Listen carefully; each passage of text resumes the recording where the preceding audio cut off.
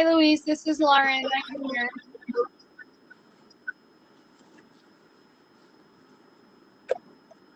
Hello, everybody. It's open now. Hello, Rowdy. Hello, Jody.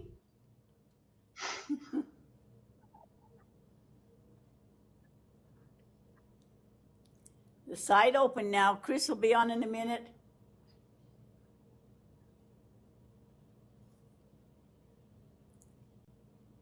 Jody, you've got yours on share the screen, and I can't get past yours. Yeah. I can't get back to my side if you do the big one. Thanks. Louise, can you hear me? Yes, I can hear Rowdy. Okay. I will be home shortly, and then I won't be driving. Okay.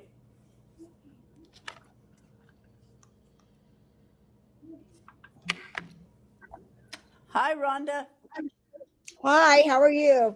Fine. I see you.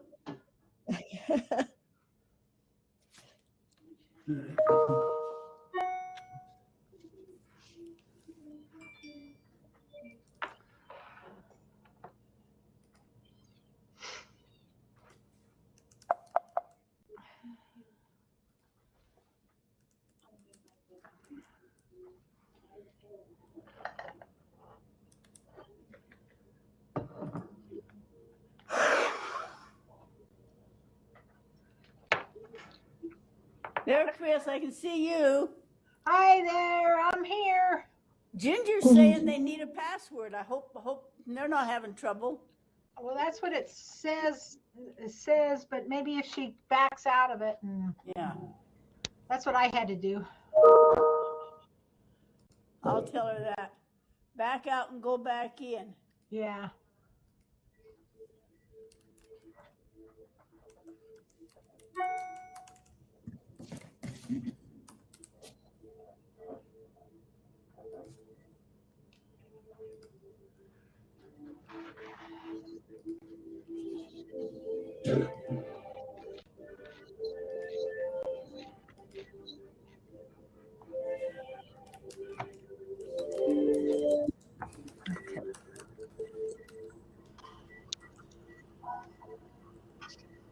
Oh, I see. There you are. Yeah, I was trying to tell you to back out and go back in.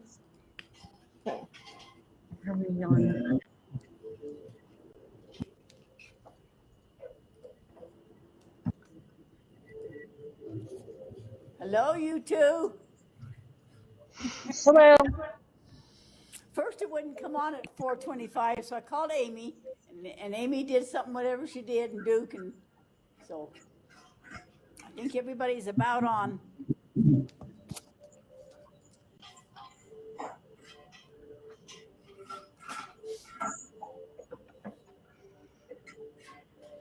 Okay, Rhonda's here. Kirsten, are you there? Yep, there she is, right there. Hello.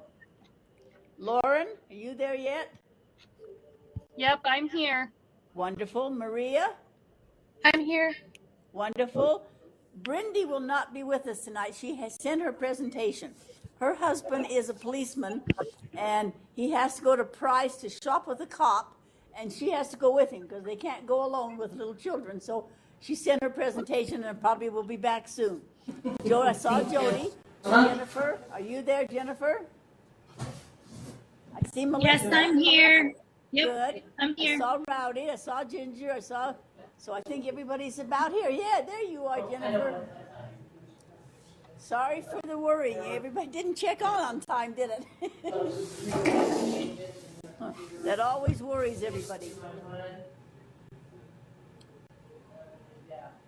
Okay, Chris, you there? You want to welcome them and we'll get started? Or We're excited to be here, and it's just like it's almost like a celebration tonight to get through everybody's presentations and see where you are, and I'm excited to see the end results, or at least the progress that you've made. So welcome. Okay, any questions anybody have on the assignments or grades or what's required? Any questions we can help with? I didn't know I had to have a full-on slideshow presentation for this. No, you don't. You don't. Oh, whew, okay. Also, What made you think that, Rowdy? well, because you're talking about presentations, and I'm like, I didn't put that together. Just Brindy did, because Brindy can't be here tonight because she's with her husband. All you have to do is open your mouth. Okay. Also, I'm definitely going to incriminate myself right here. I really don't have a lot of good excuses as to why I'm slightly behind. I mean, other than the fact, that like I was an acting administrator for a week and I crashed my car and I think I broke my tailbone. No. Anyway, a bunch of different things have happened in the last 2 But weeks. did you get married? No, definitely not. No. So if my abstract is not quite finished tonight, can I have it to you by tomorrow? Okay, all right. Don't worry about it. You can work on it till the end of the year. This is simply a report, how you're doing. We have to end sometime so they can put grades in. You have plenty of time, Rowdy. Don't worry about this. Okay, all right. I was like, yeah, basically life has just been a roller coaster the last even month. And I was like, I just knew that it wasn't going to get my abstract done today. And I was just hoping for the best. So all you need to do is tell what you're doing. We'll encourage you, not discourage you in any way. Okay, perfect. Thank you. Can I ask Go ahead. Can I ask a follow-up to Rowdy's question? Yeah. Where do we submit our abstract? I looked for it, but I think my Canvas has been having issues because I couldn't find the article for a while, and now I can't find where I submit it. Chris, do you want him to submit it on the regular Canvas? What do you think's best, Chris? Fine. Do you want me to make an assignment for him to do that? Yes. Yep, that would be good. That's what I was going to do, and I was going to ask what's best for everybody. Yeah. All right, I'm going to assignments right now, and I'll be doing that while It you does guys not have to be long. Doesn't have to be a big, long thing. Any other questions or concerns? Remember, there's also on the syllabus the 12 competencies. All you have to do is look at those competencies and say, yeah, I know how to do some of these, and some of these I don't do, like I've never been on a book selection committee. And it's just SUU wants you to see that all those things help you to be a good researcher. And so just look at the list of competencies and see which one of those you've done, and let us know. I haven't done them all. I've done some of them. Any other questions on grading? How much do you want the abstract to be worth? Name a number. Doesn't matter. 39,000 points. You'll break the computer. How about 100 points? That's fine. And then when do you want it due? Well, SUU, I don't care when it's due, but SUU has to have grades by the 20th because all their student helpers go home, and they will have nobody to do anything if they don't get their grades in. I can put the grades in without having the complete abstract. So, but the 20th would be a good date if that's okay with everybody else. I'll put the 20th. Speak up, everybody. Does the 20th give you time? Yes. Yes, that works. Perfect. Okay. Louise, Any other? Yes, go ahead.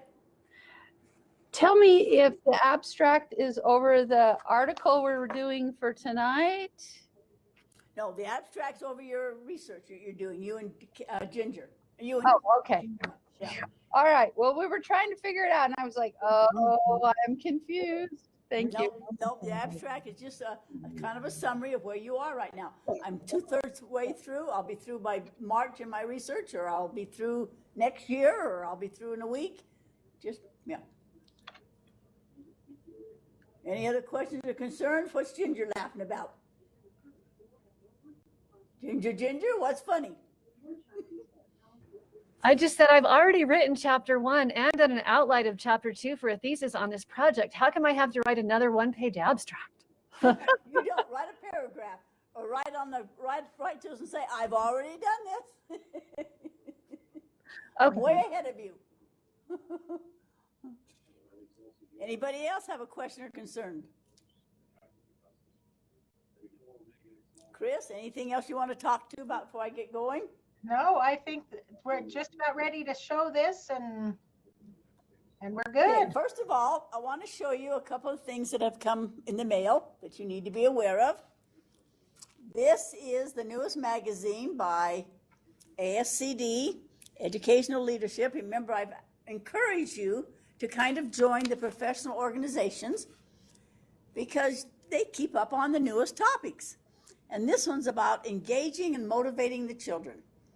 They're thinking there is a lot of people out there right now that aren't real motivated to do classwork. Let me just show you some of the topics so that you be aware that if you want to join a literacy groups, it's always good. Engagement is everything, especially now. And there are articles here about how to engage children. For example, this one is on equity and student engagement. There's a great article there. This one is on 6 intrinsic motivators to power up your teaching. So some teachers are kind of discouraged now too that with the online learning and closing schools and so forth. The future of learning lies in engagement and how much we can engage the students. I thought this one was funny. Is your deeper learning instruction boring the students? Deeper learning can stimulate students. It can do their curiosity, but only if it's aligned with motivational strategies. Keeping them motivated right now has been hard because they've been at home. Essential strategies for inclusive teaching has some good articles written by current people trying to keep the students interested now. Streamline lesson planning and learning engagement. And it gives you a lesson plan now. The new lesson plans that are coming out, instead of like the old ones that we've always used, up here are your essential questions, your overreaching goals, and then instead of the goals like we used to write, it now, what's your learning target, how will you engage them, how will you examine it, and how will you demonstrate it? And that's the areas they're looking at now. So the newest teachers coming out, and maybe to your school soon, might be using a completely different lesson plan than you are used to. So be aware that the vocabulary is changing out there. The code for student engagement. So the whole book this month is how to engage and motivate students. ASCD, Association for Curriculum and Development. It should be in your professional libraries. Ask your librarian or your professional people if they're subscribing to these magazines, because it is the latest book out there and the latest things going on.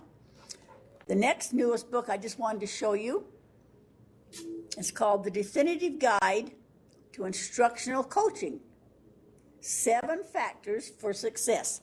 Let me show you what those 7 factors are. Let me find the picture that shows you the graphic. 7 success factors for instructional coaching. The first and most important is, what do you have to have in place to flourish in your classroom? First of all, to ensure success through a support system. If you're working and getting the support system, that's your first goal. Second, use an instructional playbook. What are you using as your foundation? What are you using as your research? What are you using as your backup? Why are you choosing the things you're doing? Not just because they're fun, but what's the purpose? What are you doing gathering data? Well, you already know how important that is, to gather the data to back you up. The next was employing the coaching process, getting along and helping each other, coaching each other, accepting coaching. It's not called criticism, it's called constructive feedback and coaching and helping. Involving leadership. Don't forget to involve everyone in your building, especially the principal and the coaches and the people that are there to help you. Connecting through communication. There's a whole chapter on communicating. Are you listening besides just talking? Communicating is just not you telling everything you know, it's listening to their concerns. And the last one is based on a partnership. And then there's a chapter that goes along with each one of those for instructional coaching. So this is just hot off the press. It's called the Definitive Guide to Instructional Coaching, 7 Factors for Success by Jim Knight. I just wanted to show you that because it's new out there. Okay? Now, any comments or questions before we get started? I thought if it's okay, go ahead, somebody first. I just want to comment on that motivational thing. And I don't know if you guys have been noticing that, but one of the things that I've kind of had some ahas on here lately is that for 18 months or so, or 15 months, whatever the time that the kids were gone, they kind of got ladies lazy and not into the habit of even knowing what to do.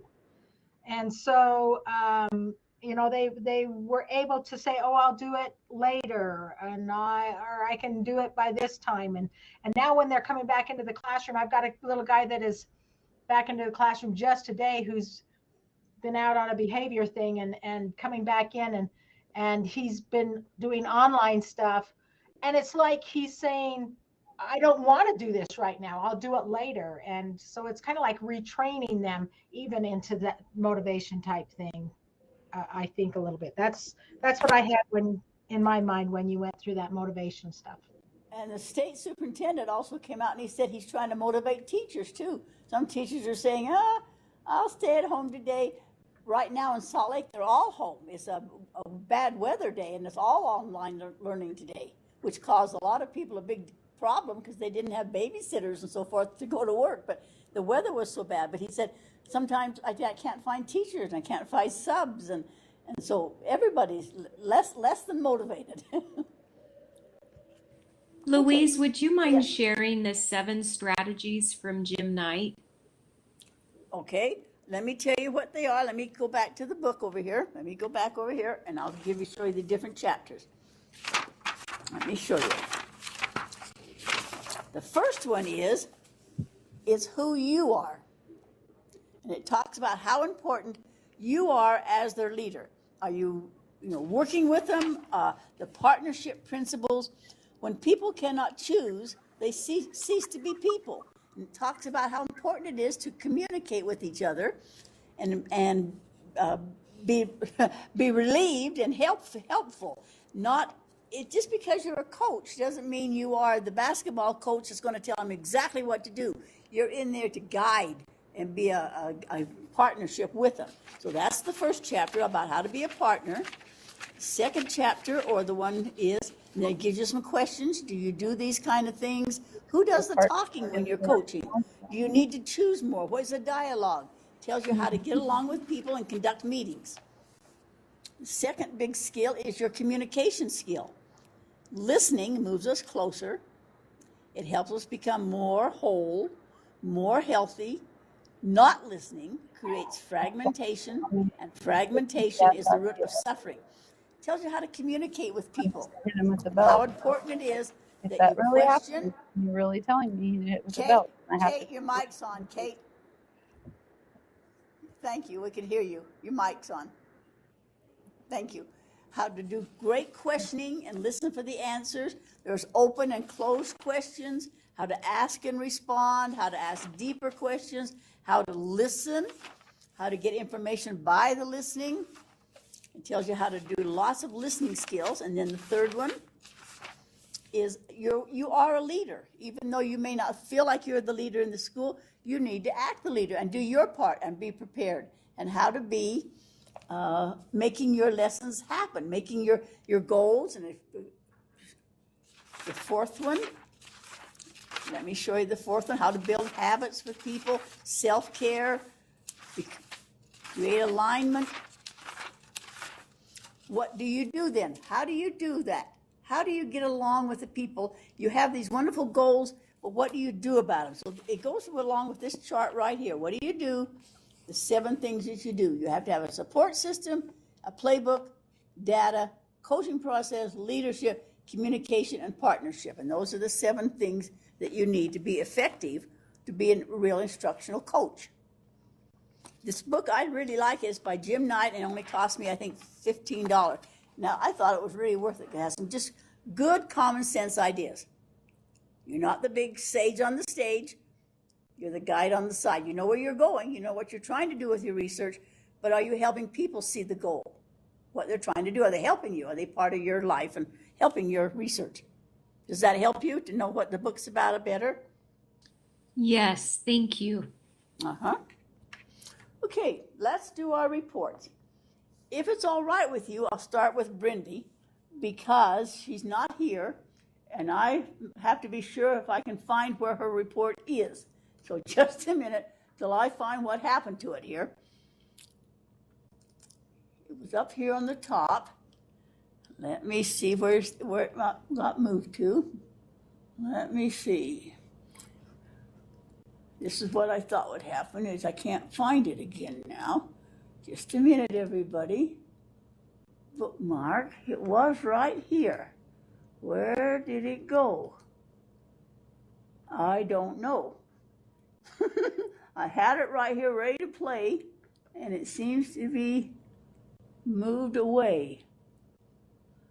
So let's start with Rhonda. Is that all right, Rhonda, if we start with you on your report while I find what happened to Brindy's?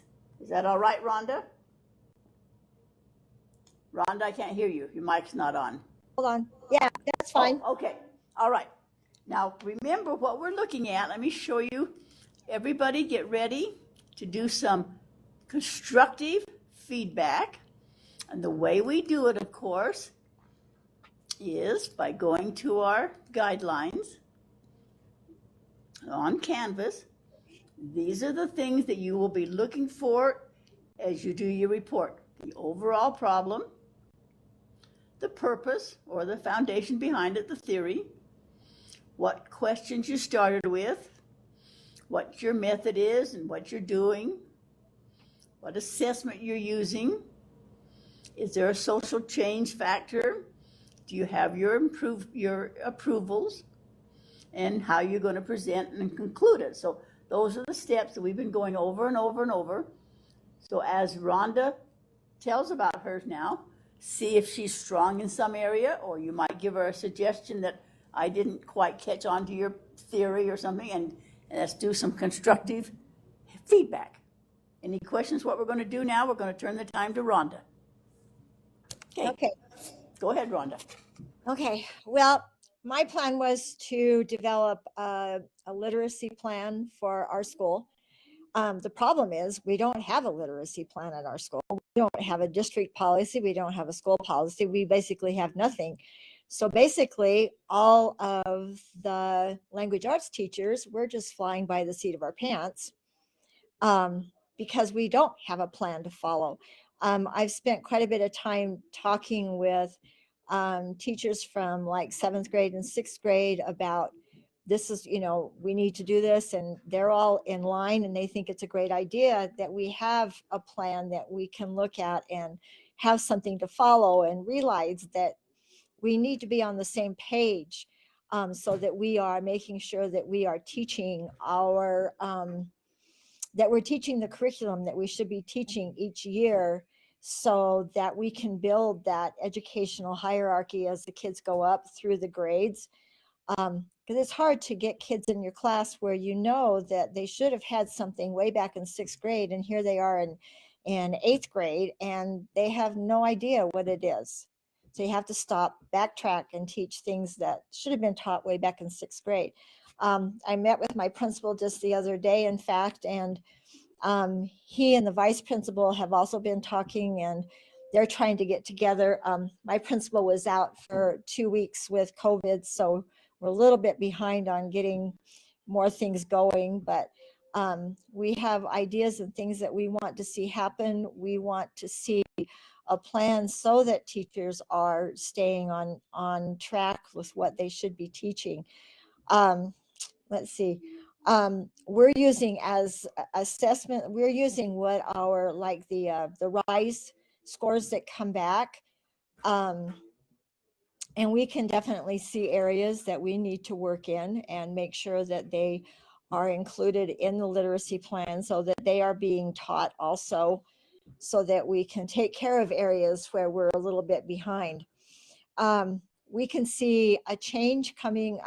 In fact, we were just talking the other day about it, that in order to have a plan going, that we anticipate that we will see growth in our RISE scores and our reading assessment. Like we use the Gates test and things like that. If we can just get on track and be things that we should be doing when they're supposed to be done, and then be able to build on those things that they've learned in the past, build on those things so that they continue to grow every year, and see that those changes in the RISE scores, and hopefully watch them rise and go up. As far as approvals go, I can foresee it's going to be probably the remainder of this year, just getting the basic form down that we're going to start working with.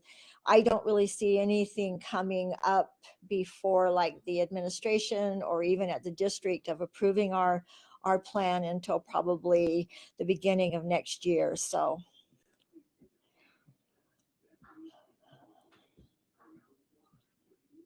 And Anything else? Go ahead. I think that's it. Rhonda, I had a question. Uh-huh. I'm just wondering if you've been collaborating. I'm a SPED teacher, so I'm wondering how you've collaborated with SPED, and if your program focuses more on curriculum or kind of assessment levels, and how you'll address different levels and tiers of instruction. How are you organizing your plan? Well, yeah, we're looking at curriculum that we should be teaching every year. But I've also, and I didn't bring up the SPED teacher. Honestly, not that I forgot her. It's just she's been gone on vacation for 2 weeks, and I've just kind of temporarily forgotten about her. But I just talked to her today, and what she is getting me is the information that she has the SPED tests, that the assessments that they use to evaluate students, so that we can include those in there, because I don't really know what all those are. And so she is doing that, and she's getting that information. I have the 6th grade teacher doing exactly the same thing. I'm not sure. I believe our 6th graders use Acadian. I'm not familiar with it because we don't use it, but I think they do. So she's gathering that information for me, what the 6th grades do as far as assessment and evaluation of students and things like that. So yeah, we're working as a whole school. We're including all the grade levels. We're including the SPED program, because they are an important part in that literacy plan too, so that we know what is available. Teachers will be able to look at that and see what's available and how the SPED department works at and evaluates the students. So they're kind of managing their own kids, the SPED, or is it incorporated? Do you get what I'm saying? Is it still kind of pull out in your middle school, where the SPED teacher's teaching them reading?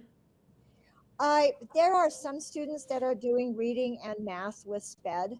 I personally don't have any in my classes that are being pulled out.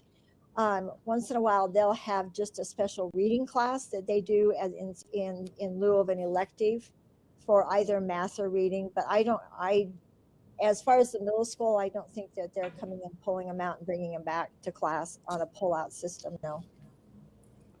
I'm amazed, Rhonda, how many people you're involving. You're trying to include the whole school. You are doing a massive, massive plan. So you've got so many parts to it. I don't see how you even keep up with it. I'm amazed. Well, I have all the parts. All the parts are laid out. We're just filling in the holes that I didn't know how to fill in. Mm-hmm.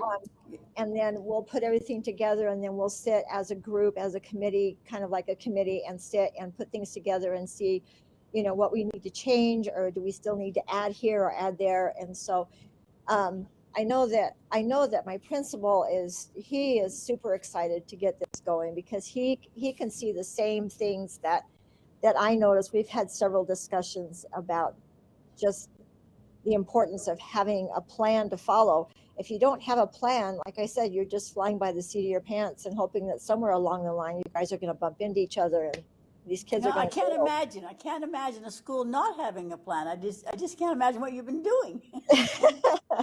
I'm doing fine, but I don't know. It's amazing. Any other comments for Rhonda? She's got a massive project ahead of her. Chris, any project? Yeah. So the comment that I have is yes, making this plan, but overall making it so that it is not the 6th grade plan and the 7th grade plan and the 8th grade plan, but it's systematic. It's something you mentioned you were looking at RISE scores, and looking at RISE scores is great. That's the end. We call them lag scores, right? They're the end things, but evidence of change. You said we've got some things to put into evidence of change, but yes, where are those things supposed to be leading the measurements leading up to? And I just, as some people were talking here just recently, I wondered how well Louise kind of mentioned in one of those articles about the lesson plans and the new way of writing lesson plans. Well, that whole thing was just understanding by design, right? That's planning backwards design, and having those first of all, those essential learnings written out and the targets of where you're going to be as you go along. Yes. Right. And so you mentioned a cadence, and I understand that might be going on in 6th grade. But what are some of the things that you're measuring as they go along? And the first question that somebody put out there is it tied to a curriculum? Well, that curriculum might have some as you go along assessments that would help you too. And also help you with that planning. So it does need to be, you are barely touching the tip of the iceberg. and I applaud you for it. Rhonda, we're just amazed with what you took on. Good job. Yeah, I'm really good job. See where it goes. May I just ask? Go ahead. May I ask a question? Yep. My question is, when you're designing a literacy plan, does the assessment drive the plan, or the curriculum drive the plan, or the standards drive the plan? What is the driving? Who's in the driver's seat? I think all of those do to a certain degree. Those all kind of drive this plan. But I think it's looking at data, like Chris was saying, from other forms of testing that we do and common assessments that we do, and everything kind of drives that, because I think the data is kind of what also drives the whole system to see where we've got, we're doing well. Maybe we see an area, data is showing that our scores are a little bit lower in this area. They're not doing as well in this area. So I think everything that you said kind of drives to a certain percent, but I think the data from those areas are kind of what drives everything. I think you're amazing. I think the need's driving it. You've recognized the need. Where is the plan? Show me the plan. All I want is to see it. Put it in my hands. And I think along with that is what are your outcomes that you really want? And that's the standards, right? You want the standards. Yeah. So the outcomes are really what's going to drive it. And the assessments tell you if you're getting to those outcomes. Right. Mm-hmm. Yep. Right. And you recognize the need. You're a good leader. Any other comments or questions for Rhonda? I think she's right on track. She's got a lifelong plan there. She can do that every year for 20 years. Thank you. Any other questions for Rhonda? Okay. Lauren, would you like to be next? You're C. The next in the alphabet. Would you like to be next, Lauren? Yeah, I can go next. Okay. We're ready to listen, everybody. Get your standards here and see how she goes down her guidelines here. All right, let me. Ready, Lauren? All right, so my overall project. We can't see you, Lauren. Is it possible to see you or not? Is it not working again? I can see Rhonda, but we can't see you. I updated my computer and I wonder if it reverted back to those settings where it automatically shuts off my Okay, internal don't camera. worry about it. Don't get stressed. It's okay. I'll see if I can mess with it after I'm done presenting and see if I can get it fixed. I thought it was still working. I'm sorry. Okay. So my overall research problem is just that the students in my first grade class are coming in lower and lower each year when it comes to reading and reading knowledge and letter knowledge and sound knowledge. They're just coming in drastically lower than they have in the past. And so after doing letters training earlier this summer in the previous year, I wanted to see if the use of a sound wall and sound walls, because there's 2 of them, would help improve the phonemic awareness, overall reading scores of first grade students in my class. So the purpose and the foundation of this has been done a lot by the Voyager Soprise, which is the letters company in and of itself. Other companies have been doing research with the science of reading that ties sound walls into just the foundational direct instruction of phonics and phonemic awareness, and just really kind of linking those 2 things together. So there's not a ton of research that I've been able to find with sound walls because it's more of a new thing. I have found a few articles, but most of the articles I have found have been tied to phonemic awareness and how readers progress from speech to print. So a really solid foundation of sounds and the phonology of sounds and how sounds work and how we speak is essential, and that's ultimately is the research behind sound walls and why they are so beneficial in the classroom. So the research method that I've been using has been both quantitative and qualitative, because I've been talking to my kids about what they think about it and how it's helping them and just their personal perspectives on that. The quantitative data that I've been collecting has been with the Cadence reading assessment that we give. I've given the PAST, which is a phonemic awareness assessment, and I also gave the core phonics survey at the beginning of the year. Our testing window for this next data collection cycle isn't until January, so I haven't collected middle of year data yet.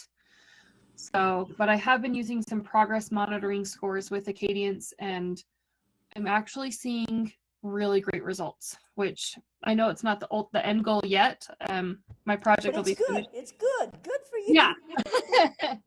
It's not the end result, but it is that boost you need, that little boost you need. Yeah. Yes, it has a positive correlation, which I think is awesome, because normally middle of the year I haven't been seeing these kind of results in years past. I know it's a completely different group of students, but from what I was doing before and what I'm doing now, I'm seeing a big difference.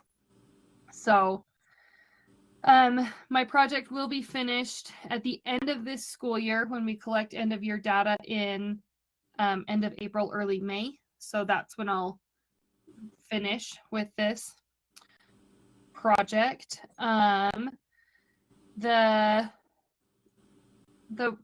think this is number 6, the state of social change factor. I think this is huge, especially with this project, because you're seeing it more and more that people or educators are using sound walls in their classrooms. But I went to the 2nd grade team that I teach with, and I asked them, I said, are you using a sound wall? And they said, well, we put it up, but we don't know what to do with it.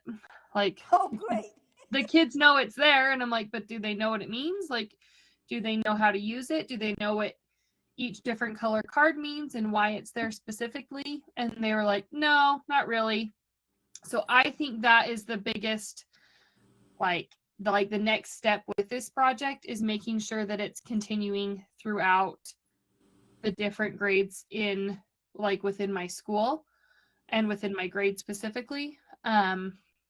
Because there's no way in 1 year in first grade I'm going to be able to cover everything. It's just not possible. Good So for you. I mean, that's realistic. That's good to be realistic. Yeah, you can't do it all. Yeah. But I'm hoping that as I'm learning more and as I can show my data and my results and be like, look, this really does have an impact on helping kids to read and helping them move from that speech to print in that progression to help them to become proficient readers. The one thing that my kids have really liked that I've done differently this year is the explicit direct instruction with the sound wall. So we go over it every day. We talk about the different sounds that we've learned thus far, because you're only supposed to do like one at a time and uncover it as you go. And this week in particular was the first week that we started working with long vowels. And it would I could see it in their little faces just as the light bulbs went on. They're like, oh, that's like that word and like this word. And I was like, I've never had this before. That was amazing. That's hard to write down. Yeah, I saw it in their eyes. I write it in technical terms. Just the depth of their understanding like I said, I know they're different groups of kids, but as compared to previous years, it was just a more direct approach than I've given in past years. And we talked about how our mouth is formed and what we feel and how it looks and how it sounds and just different things. Then I was like, personally, I feel like I'm doing a better job of teaching it than I have in years past. Even though then I thought I was doing a good job, it's more direct and more explicit than I have been in years past. And it's something I hope to continue and hope to continue to progress in, to become even more direct and more explicit, to really help those kids understand those different speech sounds and how they relate to print. What a wonderful experience that you're realizing, I know this stuff, but I can do it better. I can try different things.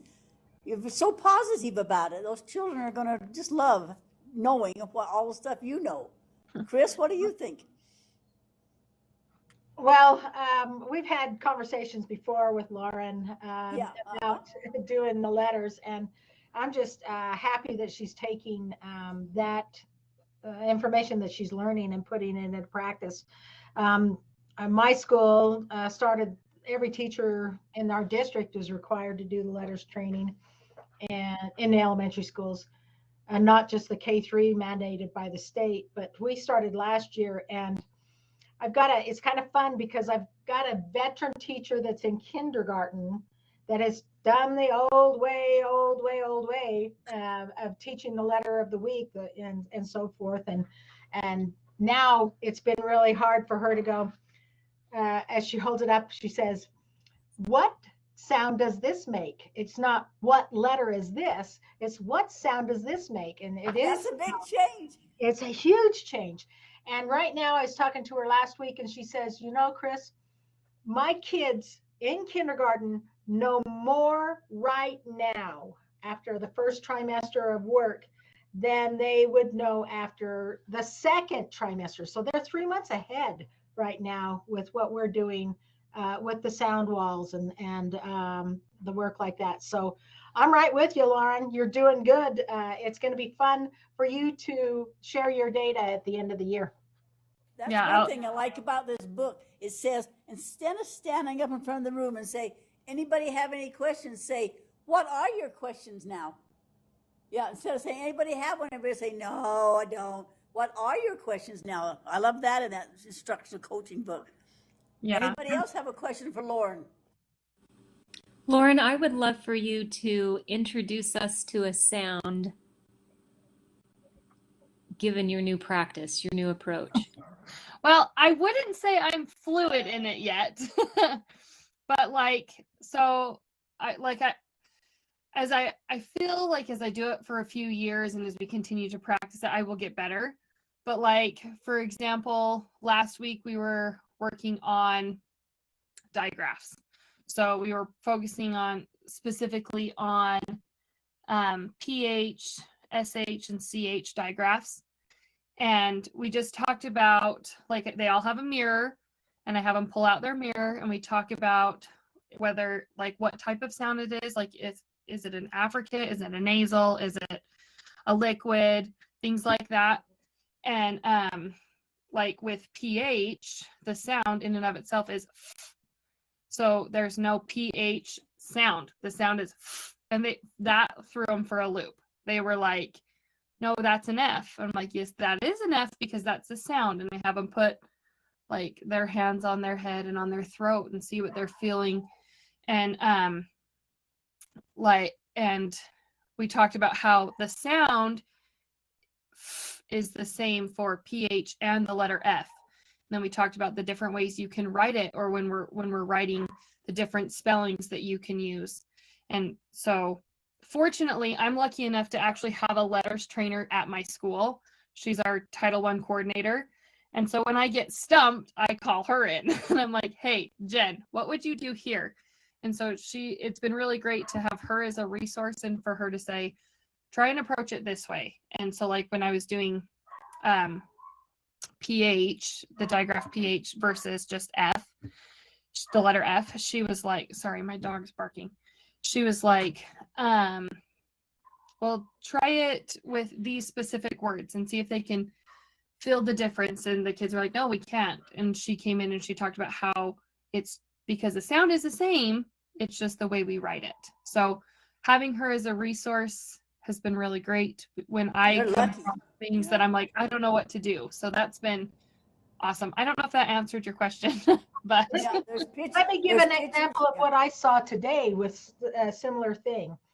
The teacher was teaching the sound k, k, and the students, she says, there are 4 ways to write k.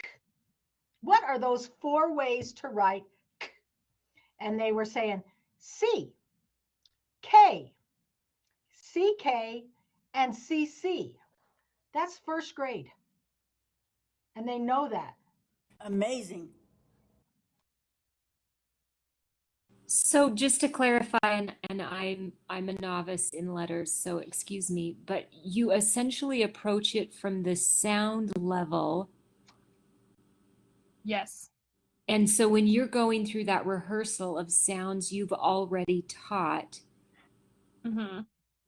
is it like unto singing the ABC song, but you're saying sounds, or what does that I've done it a few different ways when we practicing, like go through the sound wall. I do have like a rap, it's like a sound wall rap, but it's like the kids don't know it all yet because we haven't gone through all of the sounds.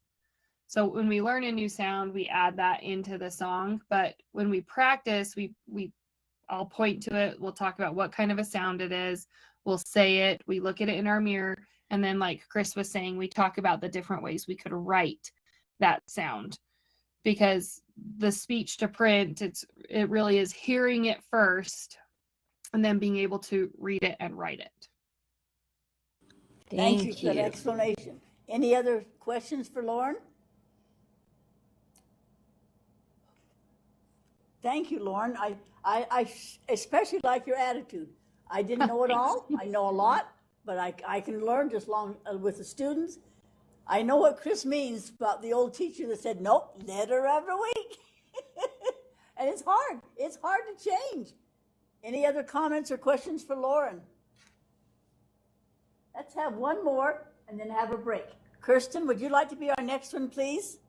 Is that all right? That is great. All right, we're ready when you are, Kirsten.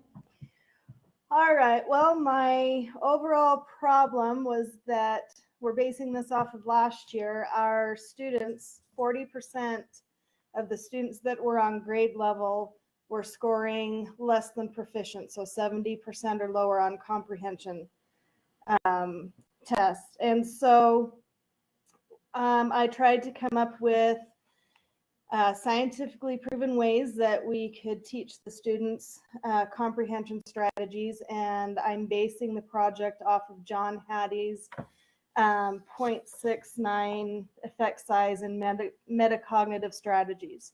But because there's so many, I narrowed them down to questioning and being able to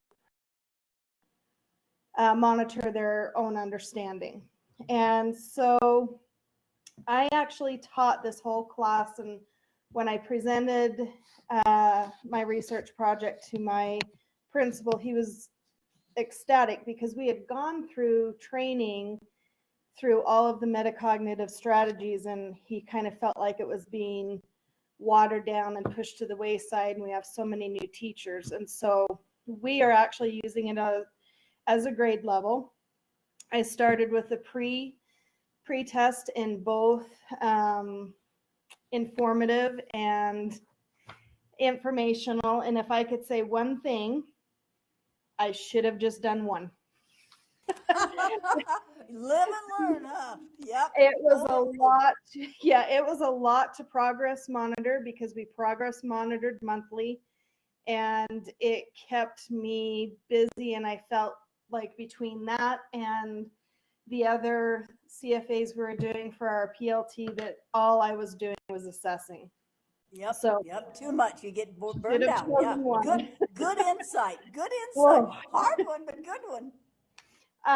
So I thought I would just be collecting quantitative data, but it turned out I ended up doing qualitative as well, because I was watching the behaviors of the students and their willingness to apply some of the strategies. And so I was finding ways trying to encourage them and to help them know why it was so important, because there's definitely more of an intrinsic reward for them. So we did,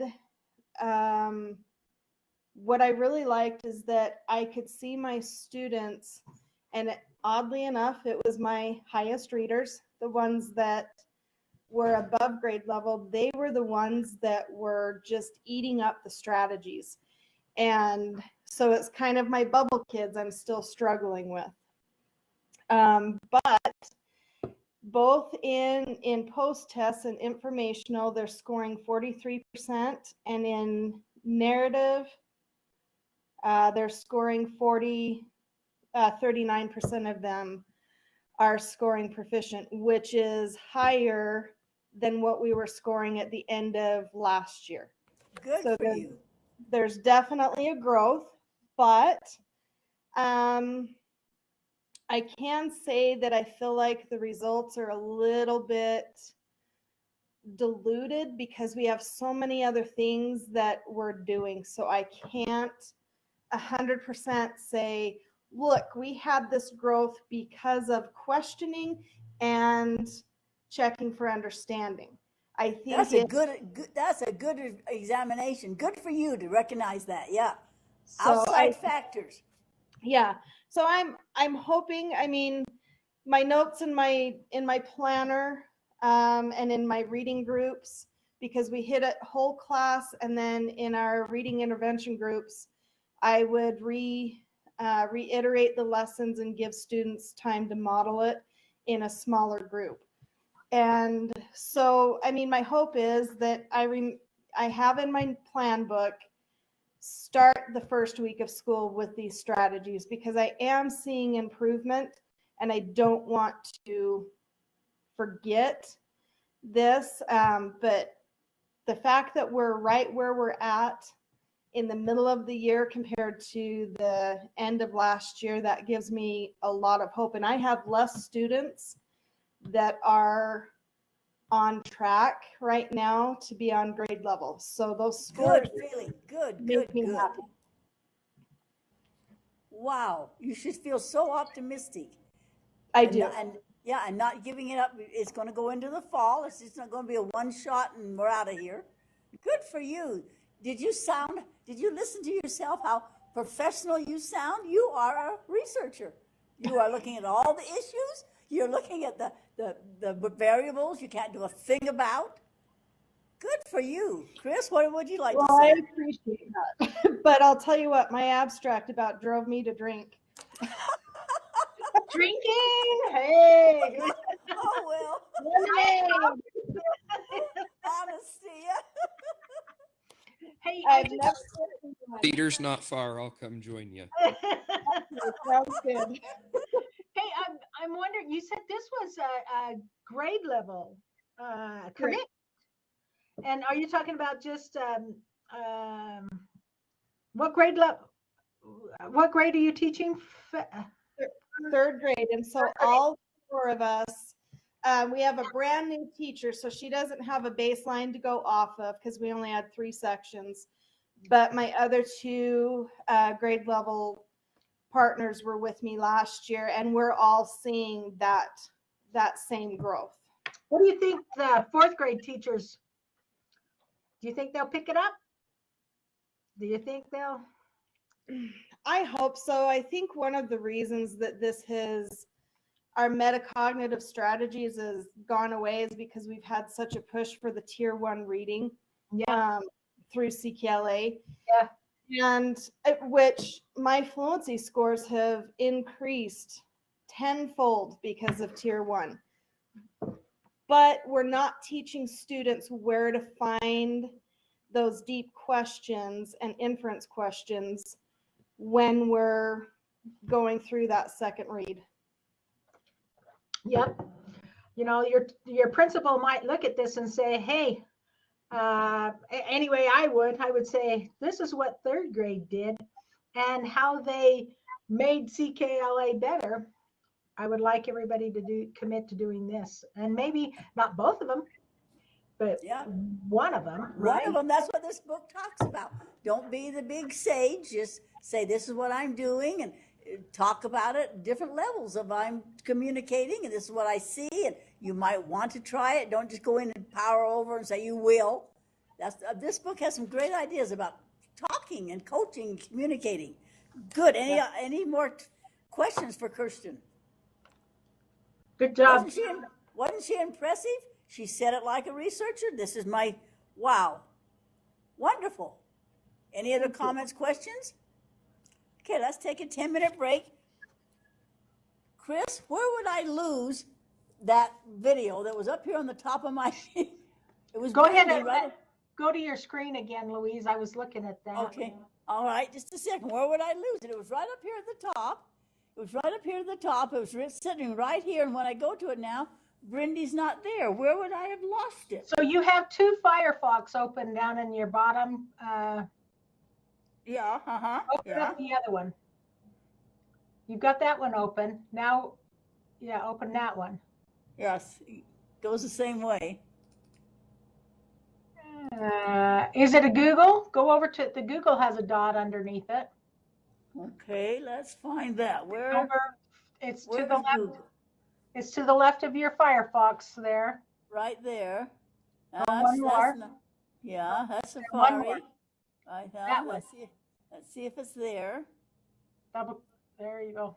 No, this site can't be reached. That's not it. He put it right up here on the top for me, but it's gone. It was right there at the top. I had Brindy. Okay. There you go. You're in the okay. Go over. Yeah, right there. Click on that one. No, that's the one right here. That's the guideline that we're doing right there. That's Okay, that one. It's the same thing as that one. But I lost Brindy up here. And she was right there. He said, just click right there and it would come up. But when I go, then I get this instead of what Brindy sent me. I don't know how I could have lost it. I don't know where I lost it at. Right. Let me go to her thing and see if I can find it on mine. Okay. Because we had it going up just fine. And then I don't know where it went to. Bookmark is not in bookmarks. It's not in history. It's not in view or edit. File, it's not there. It was right there. People is not there. Window. Huh, it was right up the top, and now it's gone.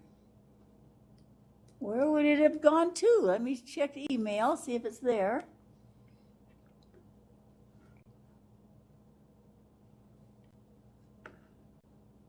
I can't imagine where it moved to. I didn't touch it. That's Ginger. It's Jennifer. Jennifer.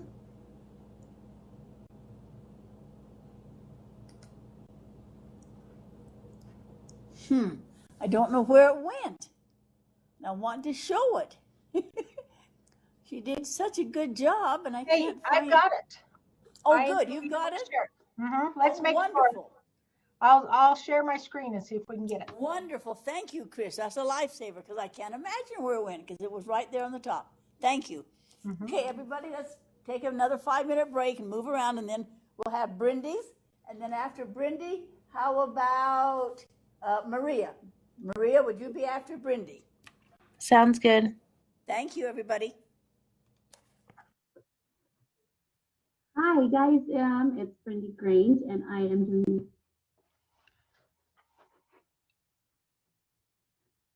That works, right?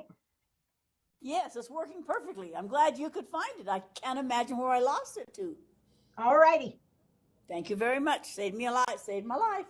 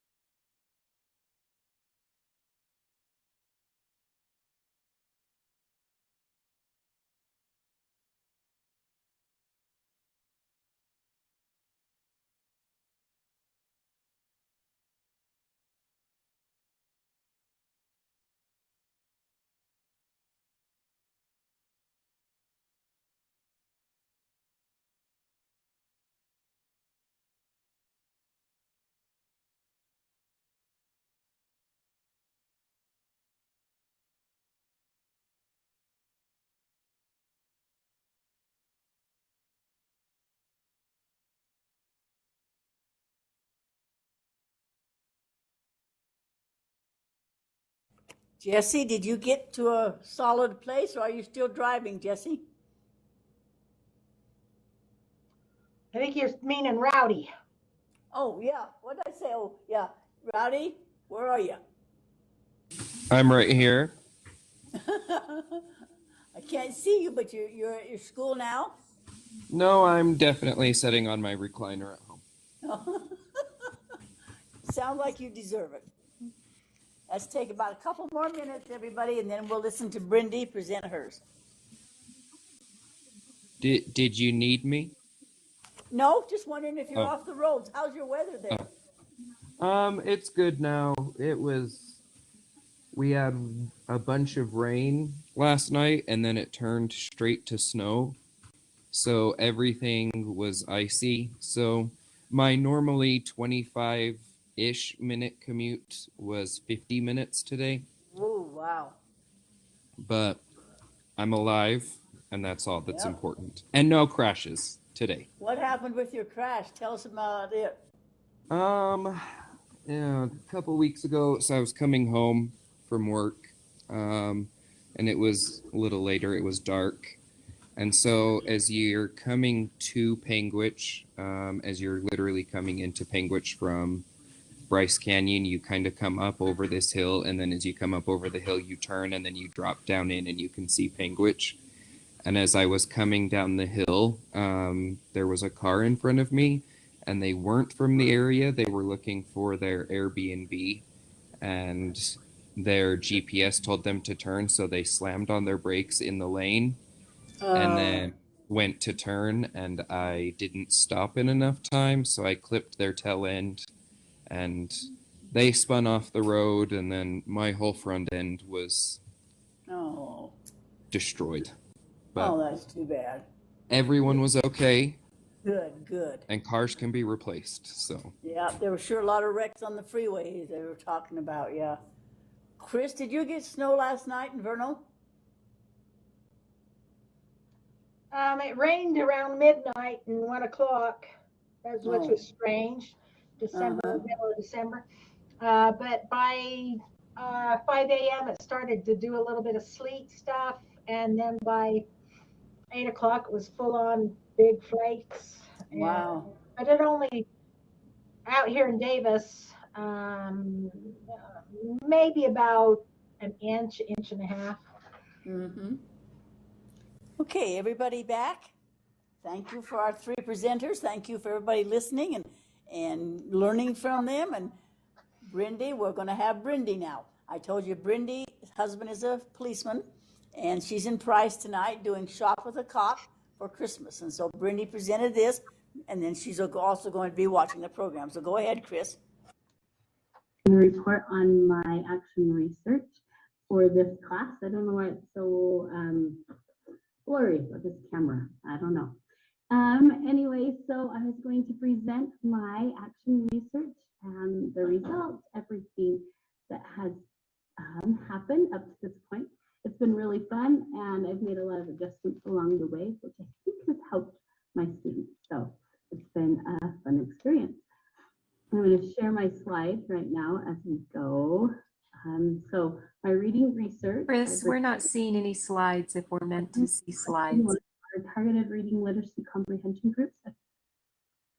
I am seeing the slides. This is Jennifer. I can see them. And I can. I can. So it's a video that she's showing. She's up in the corner. Thank you. I can see the slides now. Thanks, ladies. All right. Thank you, Chris. Effective ways to help students make 1-year growth in reading levels as measured by the STAR reading test. So my students are taking STAR reading test at the first of every term, at the end of every term. And I am seeing progress on them. I'm seeing a lot of progress. I just had an IEP meeting with one of the parents, and he went from the very lowest of the red clear up to like almost the end of yellow. So he's making a ton of progress, and I feel like the things that we're doing in these reading groups have really helped. So I'm excited about that. The things that I do with my students for this research is our question is, how can we get our students to read? They're just not reading on their own, which is affecting a lot of their comprehension skills, affecting so much in their testing skills, and their scores are dropping a lot. So we've implemented these reading groups every day that we do them. So we do daily reading in student level novels. We're on our 2nd book so far, and the students are really responding to it. In my personal class, we do daily fluency passages with text-dependent questions, which has been really good for the students. Every day we take 2 to 5 minutes, and they read the text. I time them, and then they answer so many text-dependent questions on that fluency passage. Then we do a personal reading response, which is once a week. And these, I'll show you all these as we go through it. Also, my students are really struggling with words, understanding words, breaking apart words. And when we read in our textbook, they're finding words that they don't know. And so I started a daily word bank practice, and we have 25 words, and I move them out and move new ones in as we read new books. We get it from our novels. This is where we get our word bank from, and also from our fluency passages, as well as our informational text packet. To add to the reading, every Friday I do an informational text packet, and it goes for 2 weeks. So the first week we read the packet, we really break it down, discuss it, talk about it, so we're kind of invested in it. And then the next week we answer questions on it, and they do graphic organizers on it, and there's a lot of things that are to it. They color each section for what it represents in the informational text. So that's really helped them to kind of read passages and learn that there's the questions, the answers always come from the text, and so they need to be looking at the text and then answering the questions, and then looking back at the text to make sure their question is correct. So those are the things that I've implemented this half of the year, and I'll continue to implement throughout the rest of the year. Examples of the work. So what we do is we have, I'm going to stop sharing. I'll show you the examples of work and then also my results. And I'll stop sharing this slideshow and then just show you those different things. So every day we have a bingo thing, and they get to pick out of a cup and decide what they're going to be reading. So some of these are read with the person behind you, read to page blank on your own, one paragraph at a time, or I read, they listen. There's one where I read and they draw what I'm reading. I'll show you some of those. And we just go through all of this. Once they get bingo, they earn a party in class. And so they really love that. I'll bring treats and we'll watch a movie or we'll play games, and they really push for that. They want to get through the book so that they get more of this. Every day they get to pick these. So that's been very successful with my students. Some of their reading response has been really fun to do. So like I do there's snail mail. Can't see them very well because it's so blurry, I'm sorry. But they'll write a postcard about the book that we're reading. They did a message or text message between two characters, and what they would say is one of the reading responses that I do. This one, and there's two of them that I had chose. I read, and then they listened and drew different pictures of what happened. So this one did kind of like a sequence of events as I was reading. And then this one did the same thing, but in more detail. It's upside down. I don't know if you can see it because it's so blurry, but they really enjoyed this, and they were able to actually retell really well after we read and they explained all their pictures and stuff. So I really enjoyed this one. There's the book cover creation. They made their own book cover creation and the back, so they changed it from the book that we were reading. As well, so a few more of those. And their responses are getting so much better. This one I could barely get a sentence out of, and now they're writing a paragraph. So I've seen improvement in their writing as well doing this. Another one was who's the new girl or guy? And this one, I mean, when I first got him, he was writing maybe that much, and now he's filling up whole pages of what we're reading about because he feels like he's invested in it and he's enjoying it so much. Also, we do body biographies. This is an outline of it, and then we go up to the body biography up at the top, and we'll be able to, they make the characters and quotes from the characters and everything that adds to it, and then they present it in the class. So this has been very successful. I did an obituary reading response, and this one is huge. This girl barely responded, hardly any, And then this last one that I did, almost the whole page. I was really excited. Here's another obituary one. And then this is like a daily diary right here. And then a dare to compare. I've done some every week they get some, and then some days I just add a few in just to see where their comprehension is at. We also do fluency, which is right here. They have a fluency passage that they read 5 times a week, and then we do comprehensive questions to go along with that. And there's just a bunch of them or graphic organizers. And then on Fridays, like I was saying, we do informational text. And this is part of it, is just to get these students reading and really learning where to find the answers in the text. This is that one, and that one has been very successful. To wrap up, I've got the results. So I started with a lot of my students in the red and yellow, and I've had about a handful of them move up to the blue and green. So where they're on watch or where they're on grade level or above grade level, and I feel like that's been really successful. I can't wait to find out what happens on all of my testing and continue to do this program because I've seen a lot of success in it. And I wish I could have been there tonight, but unfortunately I can't. So hopefully it's not too blurry and you can see my son in the background too. But thanks so much, and hopefully that's all you guys needed. You guys have a great night. She's well organized, isn't she? She's thought it through. They're using reward systems. So, any comments or questions about what she's doing? I can't remember, was her whole thing about motivation? It's one of the, or part of it, she was trying to get the kids motivated. She was using the Lexi Power Up and the effectiveness of RTI on grade 7 student ELL classes. Yeah. So she's interviewing them and giving them challenges. Yeah. It sounded a lot like, to me, intervention class. Yeah. Trying to make it. Why don't they read? She said nobody picks up a book. Yeah. And now she's trying to have them draw pictures, make an obituary, just do different things, just fun things to see if they're reading. Like she said, they're writing whole pages now. Mm-hmm. Any comments or questions for her? Okay, I can't go back to my screen because you've got it on share. There, where we go. Okay, Maria, would you like to be next, please? Yes, can I share my screen? Yes, go right ahead.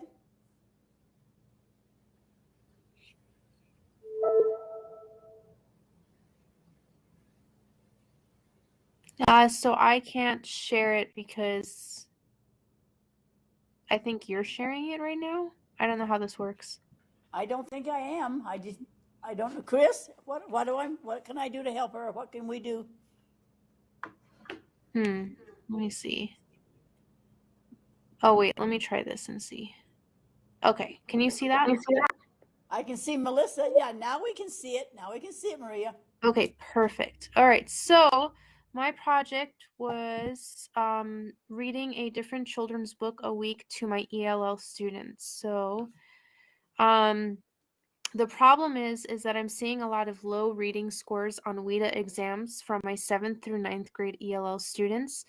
And I know that from experience, coming from a background of refugees, ELL students struggle with using background knowledge and context clues to make inferences, which makes them struggle with the reading section of the WIDA test that we take in February.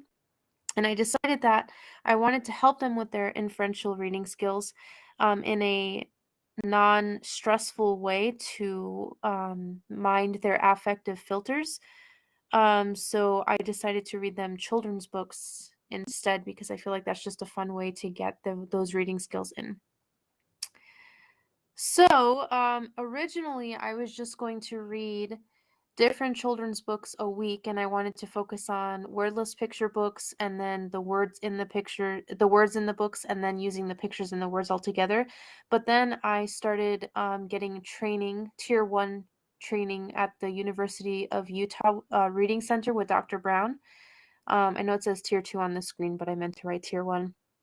I was with her training, I decided to use tier 1 to read the children's books to my students. So sometimes I would just type up the children's books and use them as a um, narrative piece to read with them. And sometimes I'll use informative pieces as well, just to give them different types of reading. And also, I decided to read a book differently each week. So sometimes I'll read the children's book and have them answer the questions after I'm done reading, which helps with their listening skills. Sometimes I'll just read and have them answer questions while I'm reading, and other times I'll have a volunteer read the book, which helps with prosody and reading, just reading all together there. And then listening skills will rise with doing this activity as well. So these are some of the books that I've read to my students. I started out with the oldest student, How Mary Walker Learned to Read, and these are just the types of questions that I would ask them. I start with making a prediction based on the cover and the title, which is inferencing in itself, and then I'll ask them basic questions while we're reading, and then always end with the theme or lesson of the novel. So I start kind of basic and then move up to thematic questions. Another story I read them was 14 Cows for America.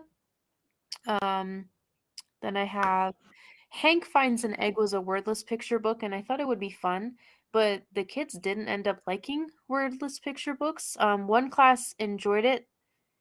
For the most part, they wanted to figure out what Hank did to get the egg back to its mother, but the majority of my students thought that it was boring and childish. So after Hank Finds an Egg, I decided to stop using wordless picture books and just focus on books about famous people that they haven't heard about, because they seem to be pretty interested in how Mary Walker learned how to read.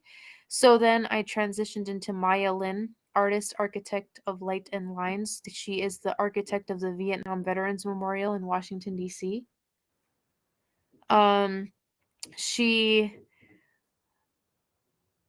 So I had them make predictions, and then talk about her being an architect, and then lastly, talking about theme and stuff like that. And then I jumped into Yo-Yo Ma, which is a book that recently just came out called Playing at the Border. And I asked questions about the cover as well, and then context clues about the word prodigy. So I tried to include vocabulary in here as well. And then I would take quotes out from the story and ask them what they think it means, using inferential strategies for that as well. Nana Akua Goes to School was also another one. I loved this one specifically because we talked about at the end describing a time where we felt embarrassed or nervous about something, and that just went into a whole culture discussion and how some people might feel embarrassed about the way they talk in school, or sharing their culture and their background and stuff like that. And I feel like this one we had a lot of amazing discussions for the remainder of the period. The Magic Ramen is about Momofuku Ando, who is the creator of instant ramen and cup of noodles. And the kids really love that as well, because a lot of my kids are into K-pop and Japanese culture. So I brought some instant ramen in for them to try as well with this one. And lastly, last week I read them The Proudest Blue, a story of hijab and family, which was kind of similar to Nana Akua Goes to School. It's being proud of who you are.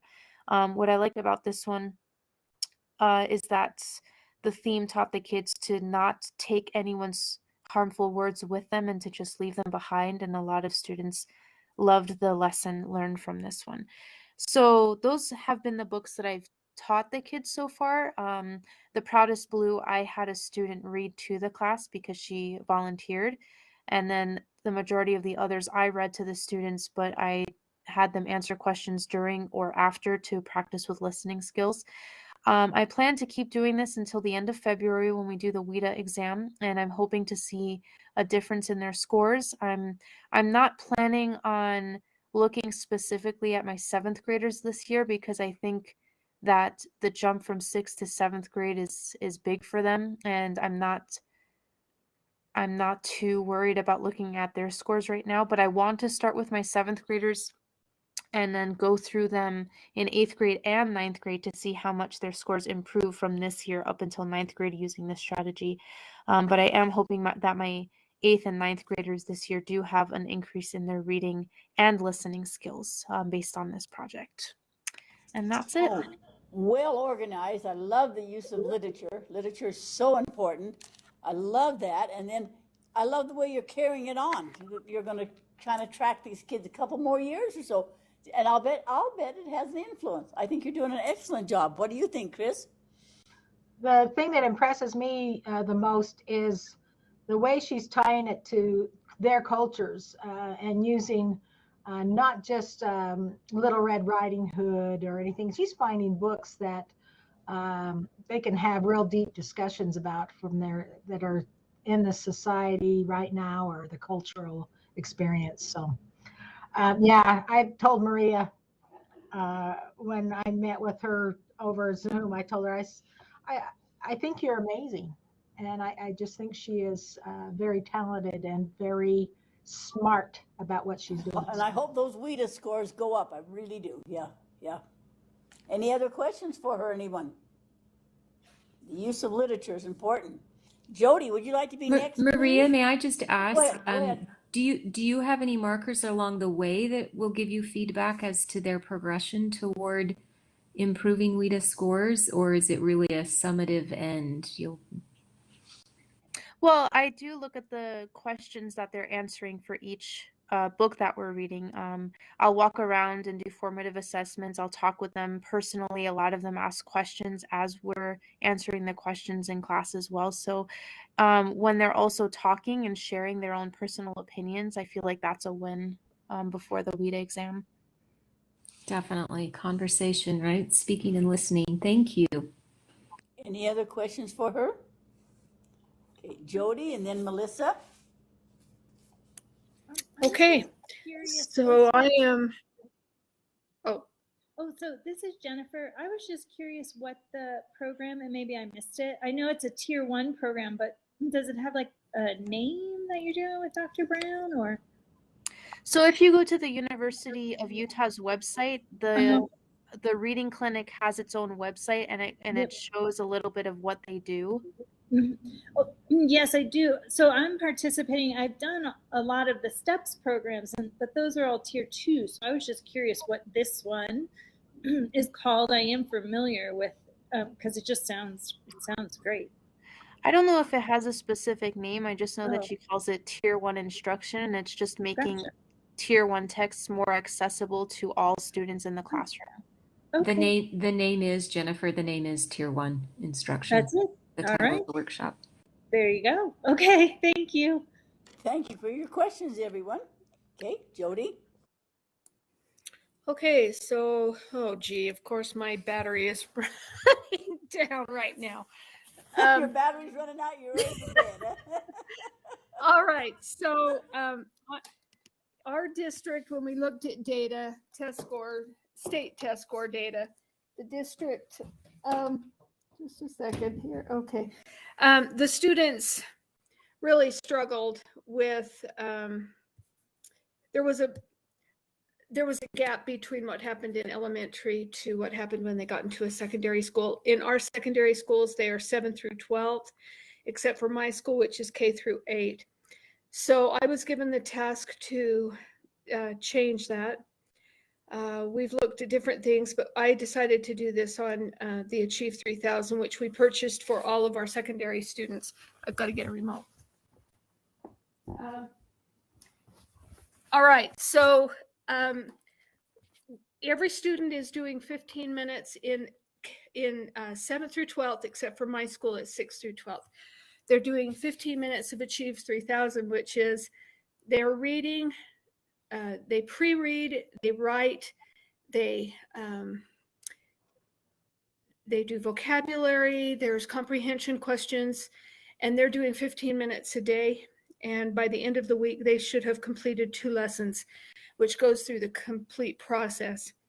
And this is happening in different classes throughout the weeks. Every week, it's a different teacher that has to sacrifice 15 minutes out of their class.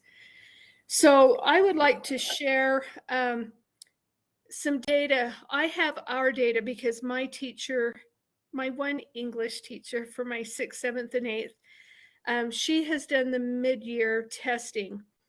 And so if I could, tell me if you can see that. Not yet. We can just see you right now. Okay. All right, share. Well, shoot. That's maybe how I always feel. Shoot. it's it spinning. Works and it doesn't. Okay, well, if it doesn't, that's just great because I can just tell you. So our 6th grade class is very low and we have 18 students. And last year we had 4 students pass the RISE test. Yikes. So what we have seen is in comprehension questions. So they all started out at the Lexile level that should be at a 6th grade level. We only had 3 students who were able, no, we had 2 students who were able to pass the comprehension questions. Right now, mid-year, which she did last week, we have found that all but 3 students have changed their Lexile level. Some of it has gone down because they were struggling with the comprehension at the Lexile level that's at the 6th grade level. But mid-year, we only have 5 students who did not pass the comprehension quizzes.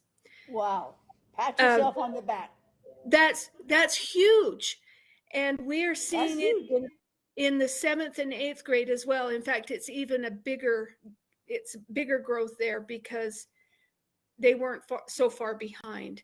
So I'm really anxious to get the information from the other schools to see if we're seeing the same kind of growth, because the whole point of this is to get our students so that they can read on a Lexile level for that grade and be able to have rigor and stamina to read text and I hate to say pass the test, but do well enough that they can pass an ACT score or an ACT test or a Aspire Plus test. So right now, mid-year, in my school alone, huge growth. That's it. Wow, that's a big project. When you first told us about it, I thought, good heavens, Jody, you'll just burn out. That's really big. I bet those students are feeling good about themselves. Have you noticed a qualitative thing too? Are they feeling better about themselves or? Absolutely. And this 6th grade class has been so low from kindergarten on. They're just low. And they are really taking pride in their scores. They look forward to working on their Achieve 3000. So at least with our classes, it's working. Yeah, I know we're not supposed to work toward, reward for test scores, but you feel better inside. You decide I can do this, and it carries over into everything. Chris, what would you like to say? Listen. I think one of the smartest things that you did was have a program, have a plan. Getting that program and saying 15 minutes and doing it throughout all of the content areas, so that it brings ownership to all levels. If they're going to improve their reading level, hopefully the math people know that their reading level goes up on their story problem stuff that they're reading and the science text and everything. I think that it's really the smartest thing you did was making it that. And then definitely having those lead measures to lead you towards those lag measures of the RISE scores. Right. Really good stuff. Okay.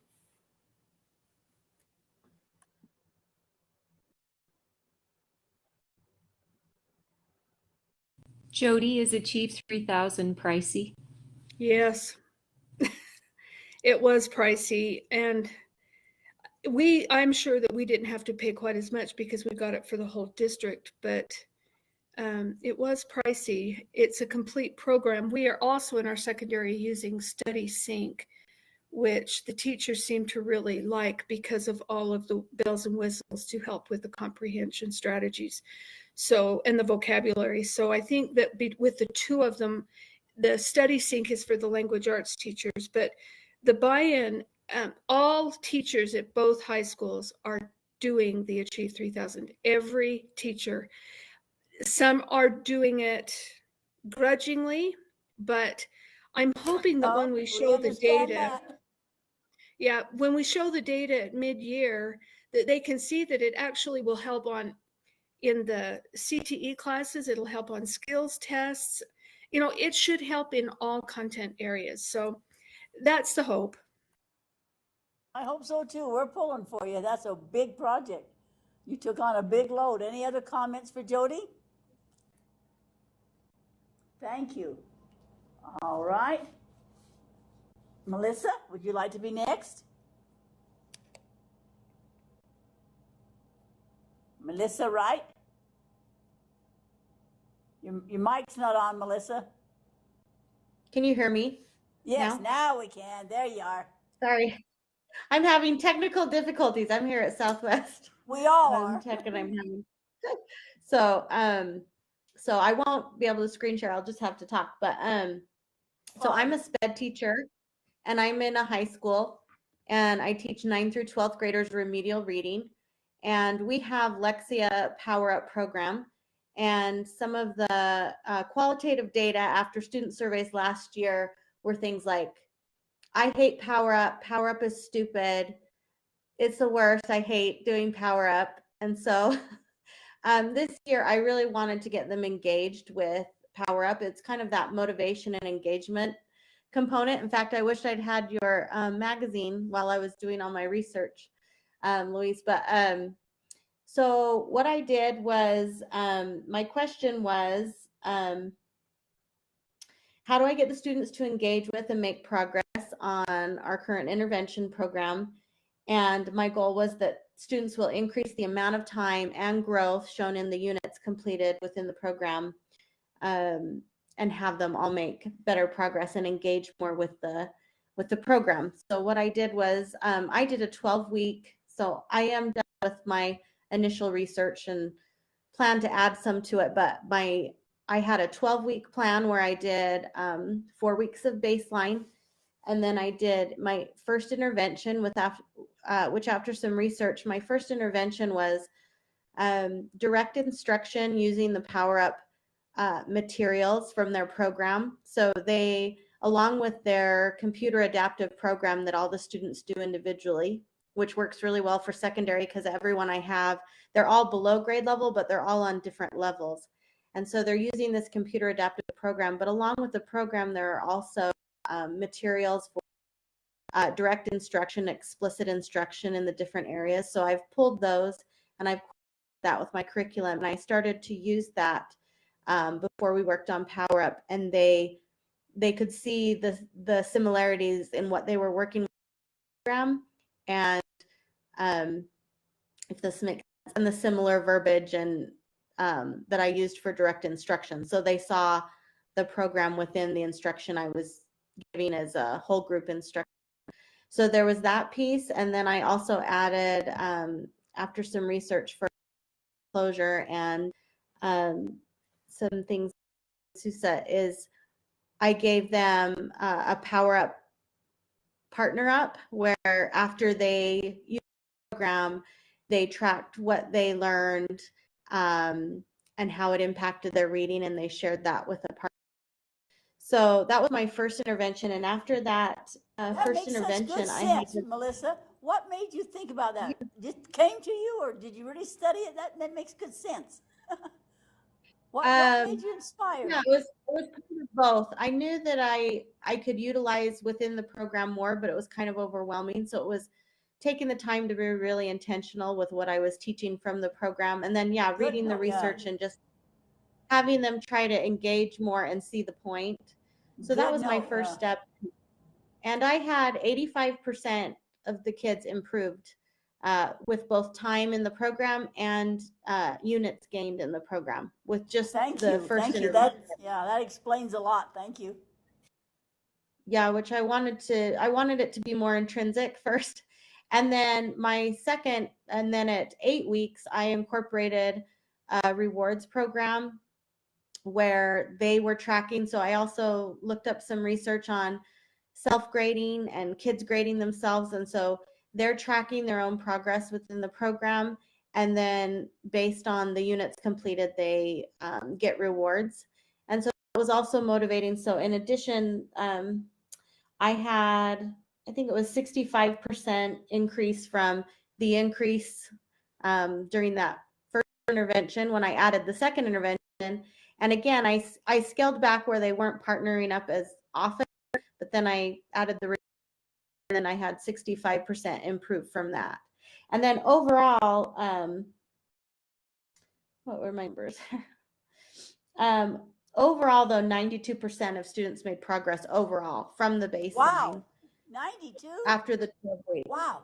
Yeah, 90%. So, yeah, we needed to do something. That was Boy, that was one right lesson I learned. Yeah, and then again, as we go on, I can see that motivation and engagement piece is just huge, that I'm just going to have to keep working with different students, and that's so individualized for each student, what motivates them, what engages them. And before I started this study, I had proof. I had a couple kids that worked intensely in the program, and if they work in this program, they make amazing gains. And so I know the program's effective, and so I am excited that more kids are participating more fully in this program. And so I'm excited to see now what their gains are. That I think now it's they're because engaged you're in the doing program. such a good job and you're so prepared and you're so positive. I think that's rubbing off on them. Yeah, no, and I definitely intentionality. Like I as a teacher, I improved my intentionality, 100%. Yeah. So, yeah, it's all helps. We know but, what to do, but intentionally remember to do it, and they know you're intentionally doing it. Good job. Yeah. Chris, anything you'd like to say? I do like that she added in there that I'm, as a teacher, I'm being more intentional. I think that's a big part to any research that we do. When we are focused in on what we want to do, we're looking for answers, and looking at the data and analyzing it and saying, oh, there's a need here, what can I do? And you just mess with it. Right? And I like how after, what was it, you said 8 weeks, you went, oh, I need to put a little bit of a reward system in here. Intentionality is a big deal. So good job on that. I think you did mess with it. I love that term. mess with it. Well, I could say other words too, but I'm going to go mess with it. And that's what I'm wondering, if it will plateau. So I'll just keep watching it, and then I do want to do some more research in the motivation and engagement pieces, because that's been my biggest. I went from preschool and I did some elementary, and I've gone to secondary just in the last 5 years. And I can't believe how much harder it is for the motivation and engagement piece for older kids. I'm just it's still my biggest challenge as a you've got secondary. COVID and homeschool and the weather, and you've got all these things. Yeah. It's Mm-hmm. Thank you. Any other questions for Melissa? Okay, how about Rah, Melissa. That's awesome yeah, that you that's have wonderful. that kind of growth. And I'm just curious, what do you see as the biggest difference between that preschool space, what it takes to engage a preschooler versus a young adult? Yeah. Oh, preschooler is easy. I felt like Mary Poppins every day when I was at preschool. I like to sing too. So we have a little music and excitement and stories, and they're all on board. Teenagers, I can't even get to wake up. So, and I can even sing and they won't wake up. But yeah, so it's been a lot harder to engage and just get them. What are they excited about? Finding things that they're excited about. Engaging text. And again, these are discouraged kids. I mean, they are high schoolers reading on 5th, 6th grade levels, and it's challenging. I know they're challenged every day, and they're just tired, and they're tired of it always being hard. But but we try. Good for you. Okay, Jennifer, Rowdy, and then Kate and Ginger. Do you want a break before we go on, Jennifer? Are you okay? You want to go next, No, Jennifer? let's just finish. All right, Rowdy. Yeah, I'm okay because Okay, I would like Jennifer's to go next before my then. battery runs out. So that would All be right. good. Okay. So my research project, I'm using a program from the UURC as well, and it's a Higher Steps program. And the reason why I wanted to participate in this is because we have a ton of programs for our younger students for Tier 2, but we're really lacking in resources for those upper elementary students that still, yeah, you know, are struggling in reading. And so this was offered, and I just saw a need for it in our school. One other individual from my school is doing it with me. You're cutting out, Jennifer. Something's making a noise. You're cutting out now. Oh no, can you hear me okay? No, now we can again. It quit. Okay, good. I'll stay still. So we were hoping to have more people do it, but maybe in time, if we have great results, right? Results always speak for themselves. More people will choose to do it. So I am working, it's working with complex text, upper elementary students, and I am reading with them. It's pretty much from Newsella and like Common Lit is where I get the passages, and it's 2 levels above their instructional level, so it's really challenging. And there are quite a few second language learners, of course, right? And one of the pieces that is great is there's a whole vocabulary section.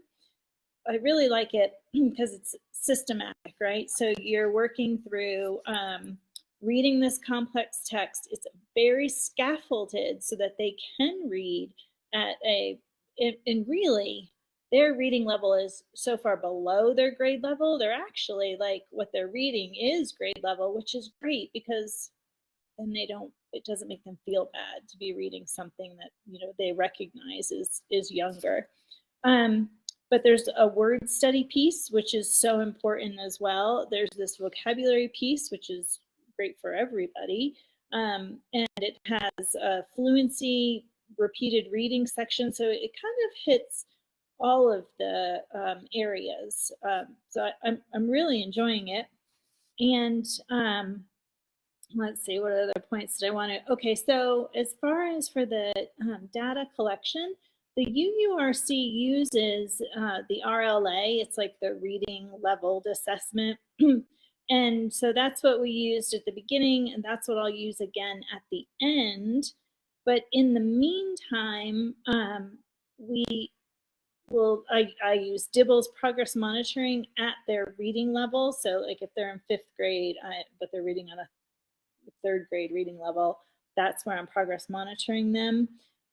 There's also word study checks. So you kind of work your way through this systematic process, and they, you know, it's timed and they can only get so many wrong. They have to get so many right. So you really can't move on. We actually just finished 2-syllable closed syllables. So now we're going to introduce open syllable really quickly, but then combine it with closed. So I'm sure that's really going to throw them for a loop, but they need it.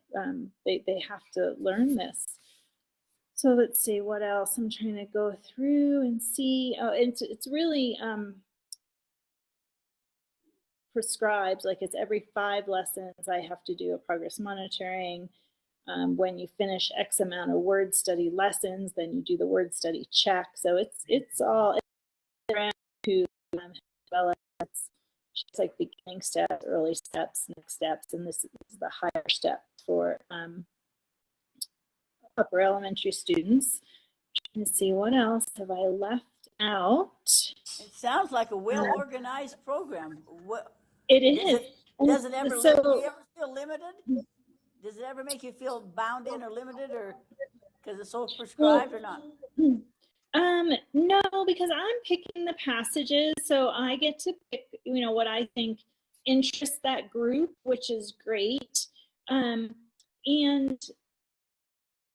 you do a lot of there's basic questioning because you're reading the passages multiple times, and then there's extended comprehension. So, and I get to, you have to be, your questioning has to be in this certain realm, but I get to, based on the story, come up with my own questioning, whether it be basic or extended. So as far as the word study, that's pretty, it's pretty set in stone.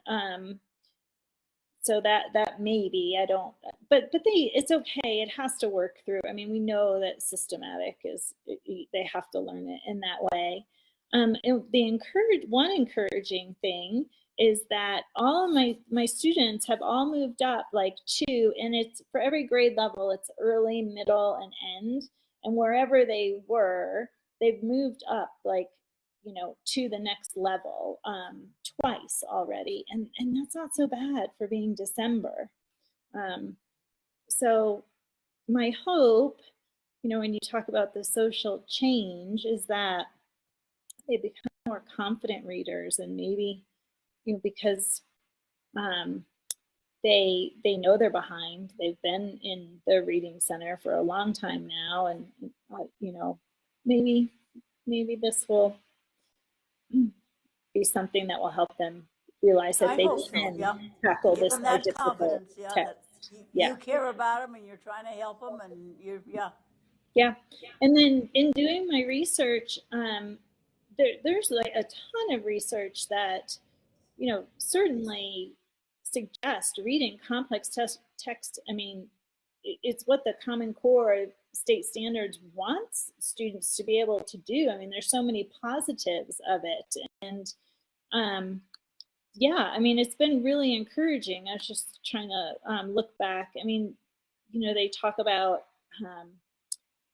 how for wide reading, you really do want to not stay in their instructional level, which I think is kind of an old way things used to be, keep them in their instructional level. So yeah, I don't know. The research is definitely in favor of complex text. Extend them. Give them for sure. For sure. Yeah. So just spending time with the text, building background knowledge. There was one article that cautioned about thinking computer programs could, do the teaching for you and teach them questions. Yeah, they need you. Yeah, that was one. Thank you. Yeah. Chris, comments? I think the University of Utah does some really good things. I would like to learn more about what they do. You said that they offered it there, but not very many people jumped on. Do you know what their reasoning is for not jumping into it?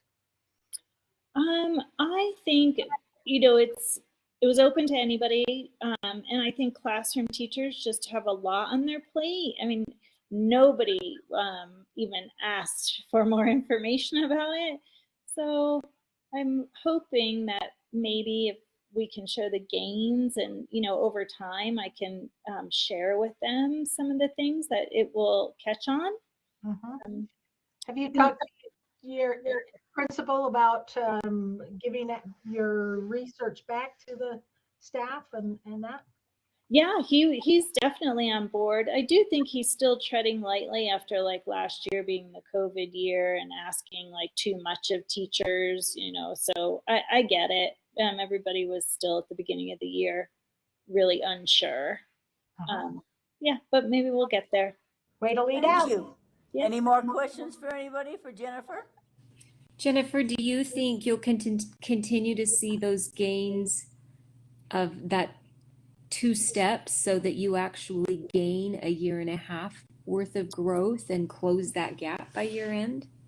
I sure hope so, because we need to see more than a year's worth, right? A year's worth of growth is not enough for kids who are behind. So I am really I feel good about it. the kids are enjoying it. The stories are so much more interesting than if they were, reading at their level. So I sure hope so. Thank you, Jennifer. Yeah. Rowdy, would you like to be next? Get out of your lazy chair and tell us all about it. Okay, well, I'm here. Okay. So where to start? So I kind of simplified-ish my project, going from how does Spire improve reading? Yes, if you can see me, I am in my pajamas. It was pajama day at school, and I didn't get out of them. So in case any of you are like, why is he wearing those? Anyway, that was a squirrel moment. Okay. So I changed to how does specific phonemic awareness instruction impact student outcomes, particularly on dibbles. So so I teach Heggerty as a whole class, and then right now in my reading group Inspire, I am in Sound Sensible, which Sound Sensible is essentially direct explicit phonemic awareness instruction.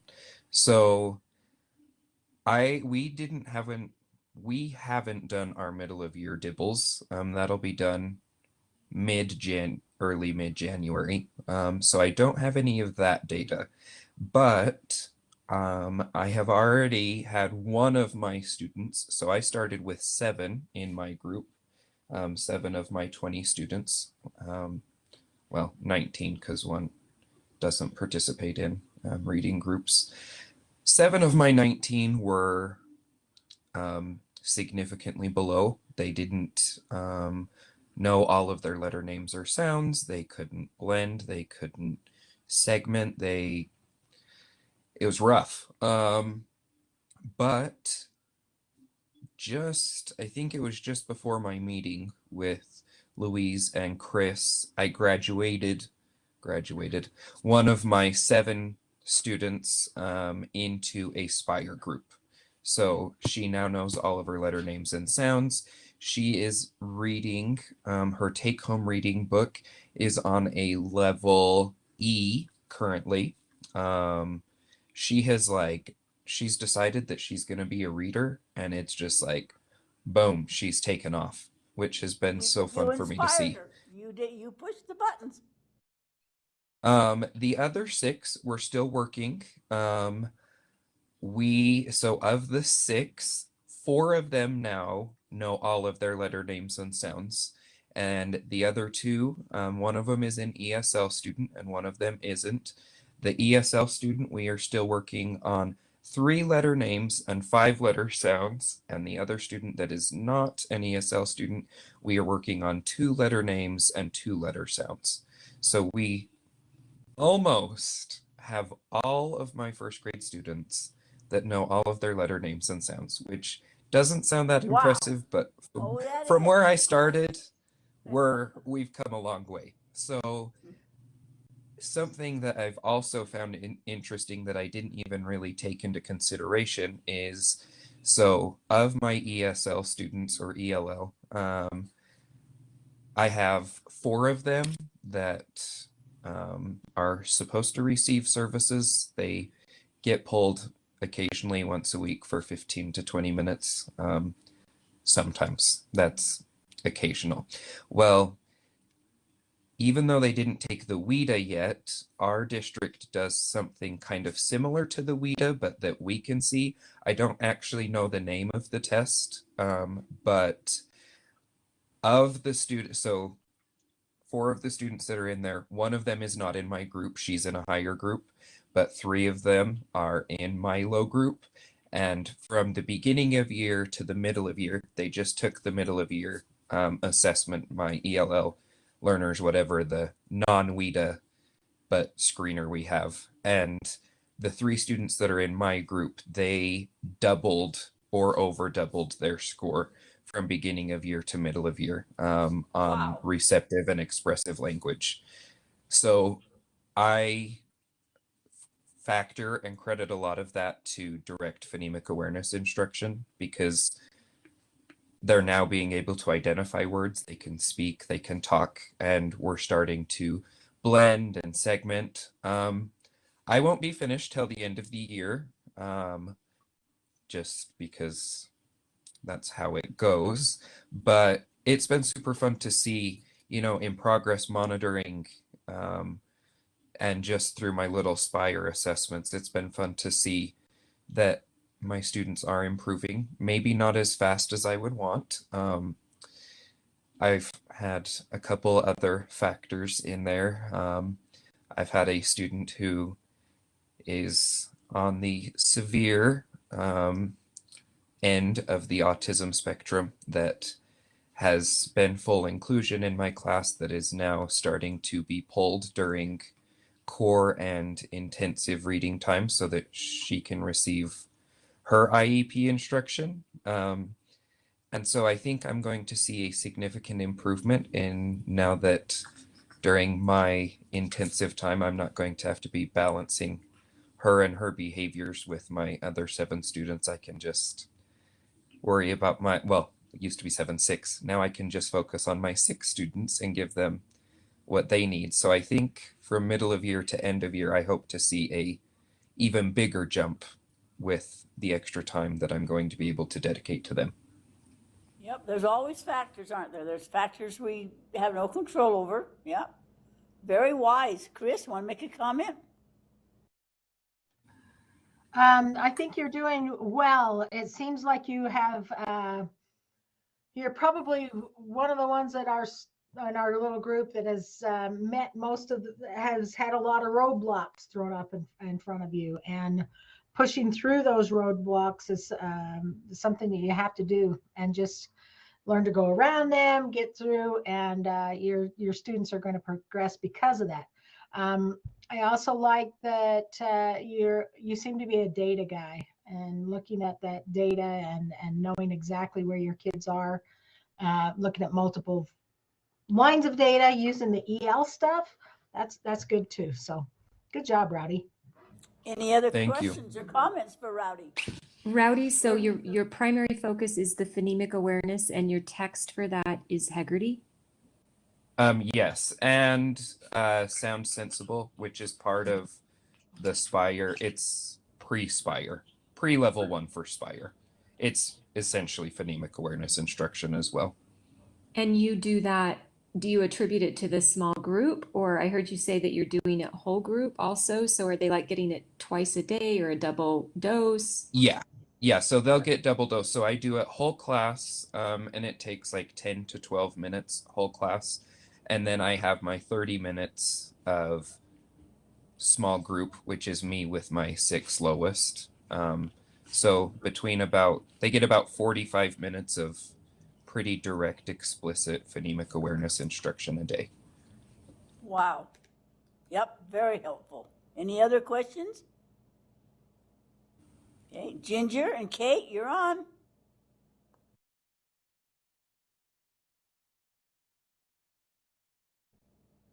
Duchesne, did we lose Duchesne? No, we're here. Okay, don't want to lose you. Can we share my screens? If you know how. I don't know that I do. I don't either. Chris, what does she do? I don't know either. Right down there in the middle at the bottom, there's the microphone and the X, and in the center of that is 2 screens, double. I'm on that. Share is not. So you click on it, start sharing. Application window? Maybe. Okay. Why are we unable to share it this time? Oh, we're seeing is Louise. Oh, no. What if we click presentation?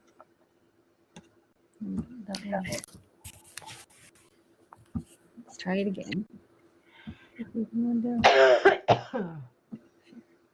Nope. What can I do to help you? I don't know. Maybe she could share it from there. Oh, hey, yeah, you emailed it to us, didn't you? I did. That's right. Let me see if I can do it. All right, sounds good.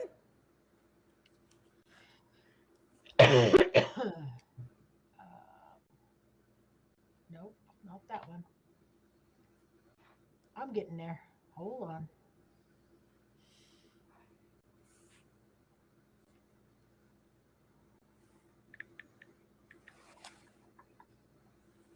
You shared it with us today, didn't you?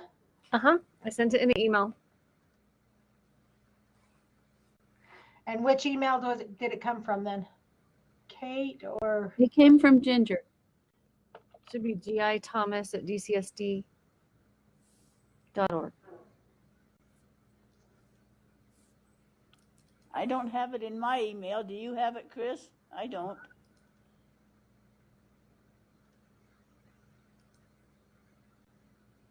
We're getting there. There it is. Okay, I didn't have it come to mine. Okay. All right. Chris found it. I'm glad we sent it to both of you. If one of you finds it, we're all good. There we go. We're always good, Kate. Well, sometimes we're less good over here. There you go. Oh, there you go. You're ready. Okay, so our project was researching how well letters helps our third graders improve their reading skills. And we can go to the next slide. Oh, can we share the show so the slide gets bigger? That's what I was enable editing or slideshow. It's usually under view show. So clear over on the right hand side is a thing called view. Yep.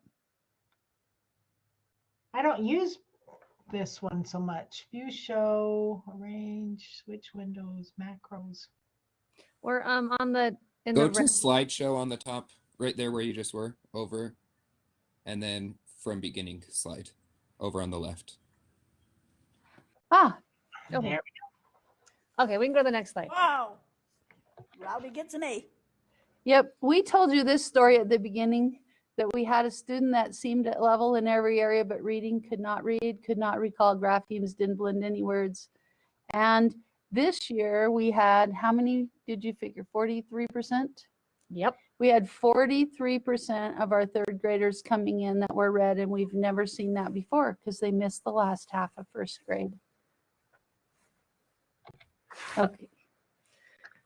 So we decided to use letters, phoneme, and phonics instruction with 1/3 of the class for at least 4 months. And these same students are getting a second shot in my room, in the special ed room. And then we were going to compare overall data with another third grade classroom that is not using letters.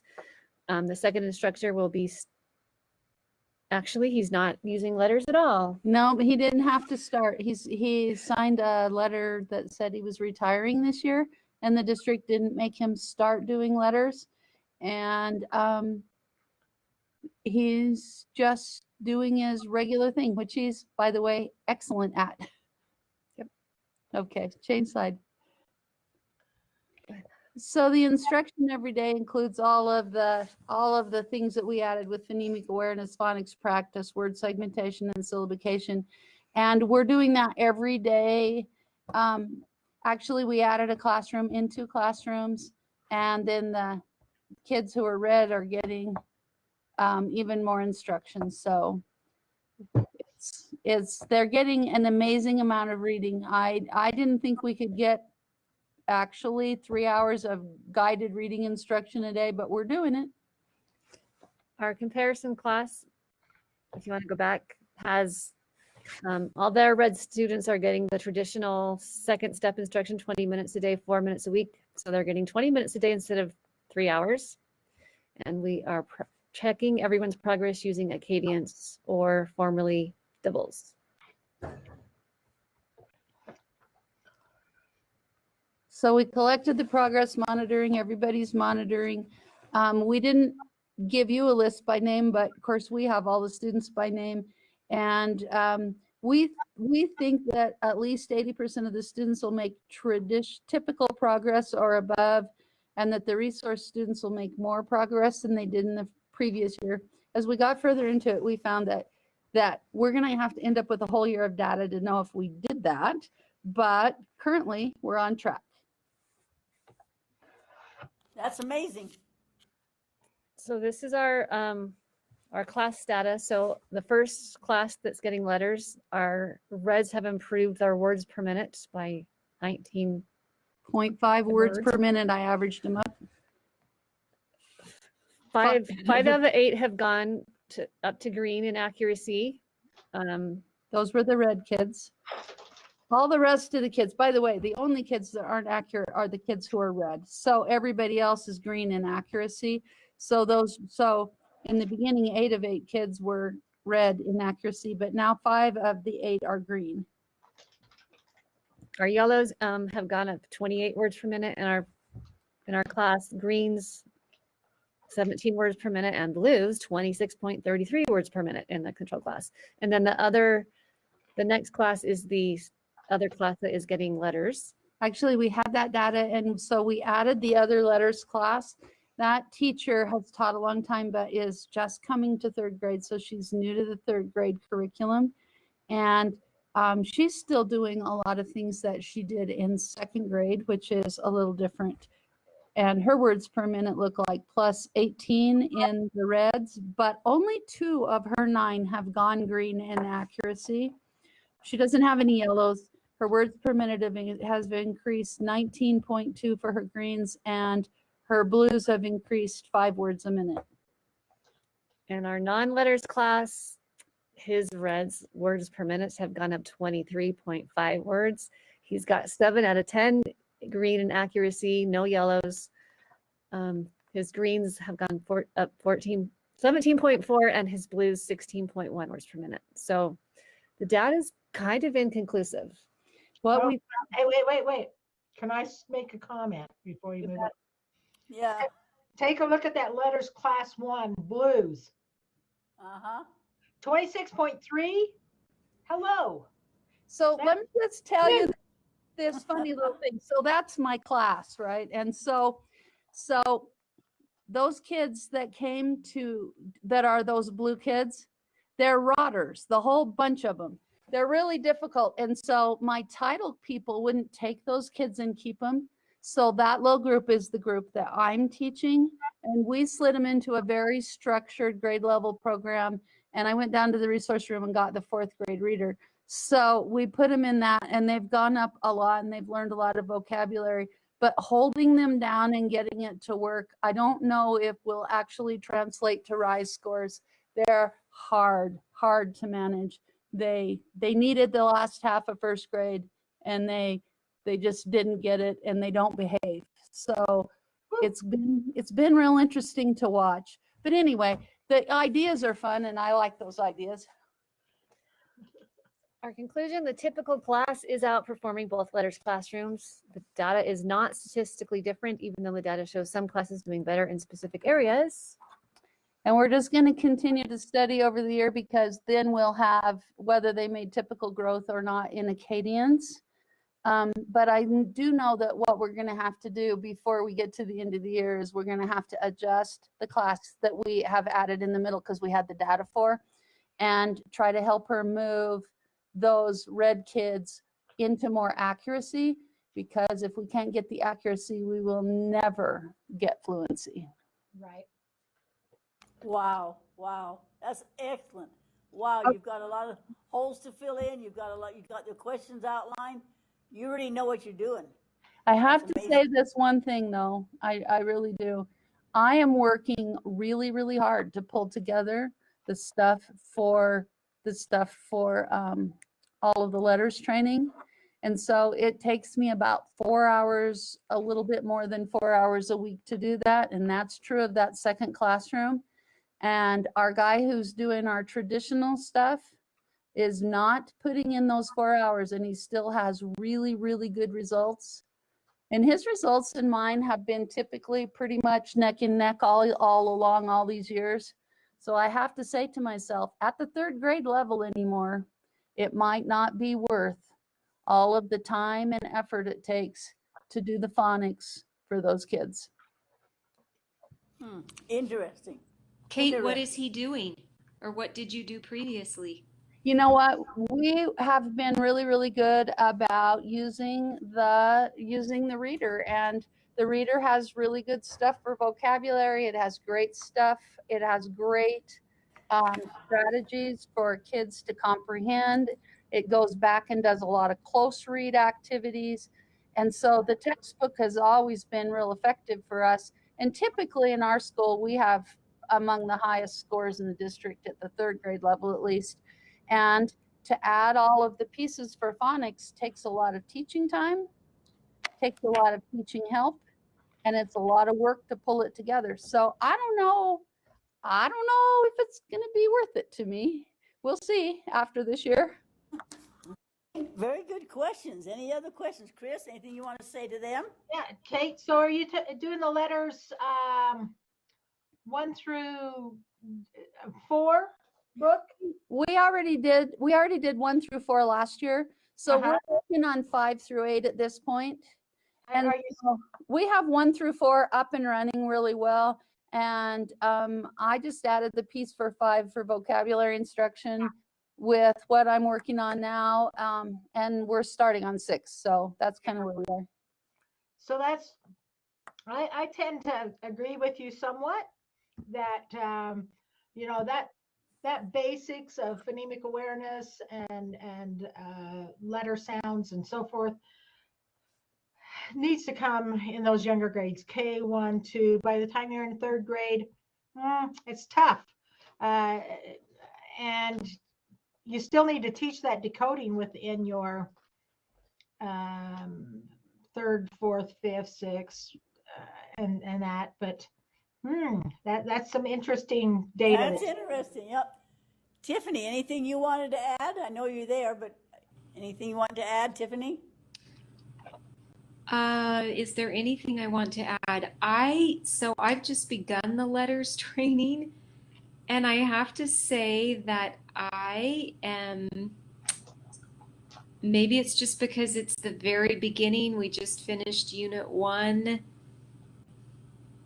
Does it get more? I don't feel like there's a transference of skill, like there's yet. I don't feel like I'm learning anything yet that transfers to actual instruction and impact on students. So the phonemic awareness piece is so essential early, but by 3rd grade, they either have it or they probably have a hearing problem. And you're probably just doing that right now. The other thing is, you know, if you're just doing Unit 1, there's a lot of the why behind reading. There's a lot of talk about the brain and how that works and how it processes, the orthography, the morpho, you know, all those kinds of language that they put in there. I haven't read it for 6 or 8 months, but yeah, there's a lot of the science, the brain technology behind our thought process behind reading that's in that where you are right now, probably. It's like all the classes you've been through already. We started with the theory and the research, and then we've been through all these classes, and we just build on it. Letters has to build on it. At first you think, I know this stuff, I've heard this stuff. Yeah, well, hang in there, Tiffany. It's going to be worth it. It will be. Well, it just doesn't feel very sticky yet, you know. I like you said, I get that it's foundational and it's why. I just am anxious for my students to be impacted, and I feel like I'm kind of treading water and they're on the side of the pool waiting for me. Too, yeah. Hang in there. Okay, this little book I wanted to show you, we don't need to go into it really deep and great depth, but it's very interesting because the great big researchers that are out there decided to look at the other researchers. So this husband and wife couple here decided to look at all the other different researchers out there. And you'll notice as you go through the back, there's Ray Reitzel from BYU, there's Hollingsworth, there's names of all the people that we've been studying in all the classes. These are people that are current researchers. And they wanted to look at why we're still doing some of the things we do in our classes. Why are we still doing that? Positive alternatives to problematic teaching practices. Now, this is just their idea, and this is their research. You may or may not agree with it.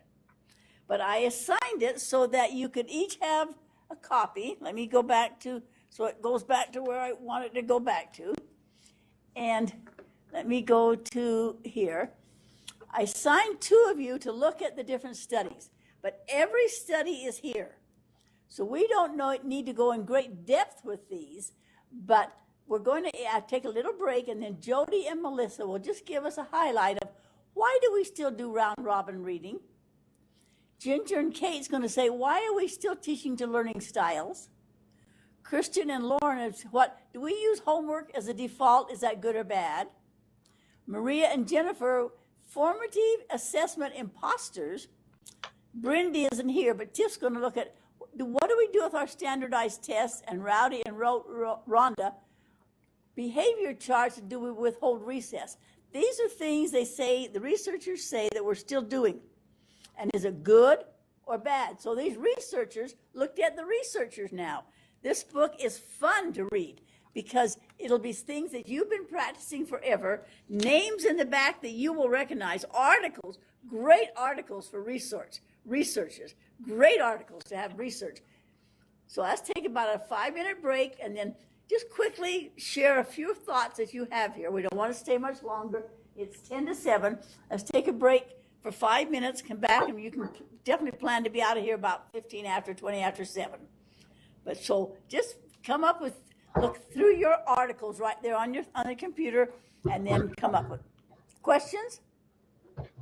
Take a break. You need to stand up for about 5 minutes, and then share what you think of your article, because anybody can go and read them now because they're here for everybody.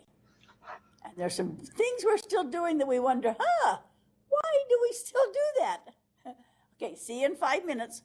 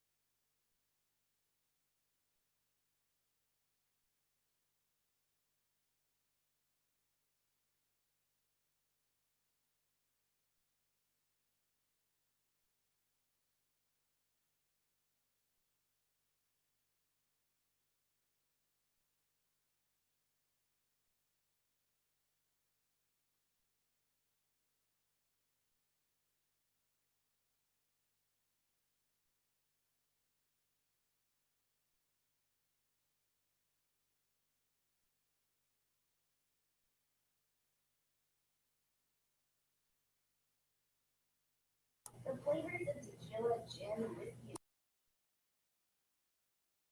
Is somebody calling me? No? Okay, I thought somebody was asking for me. Your articles are there if you want to just review and pick up just the highlight of what your impression is of these articles. The researchers looked at the researchers now and give their opinion. Louise?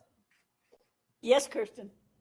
I went in, I realized that I hadn't done comments on after class 7 when we did the personal one-on-one interviews.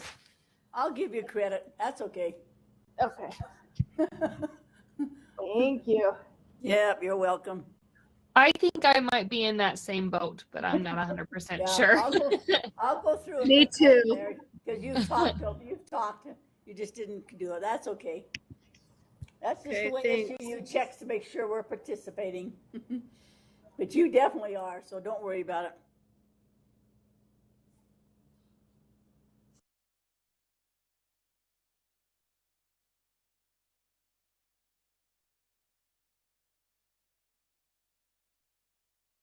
And you don't need to buy this book because I did the whole book for you right here. So the whole book is on Canvas, so you can read this whole thing.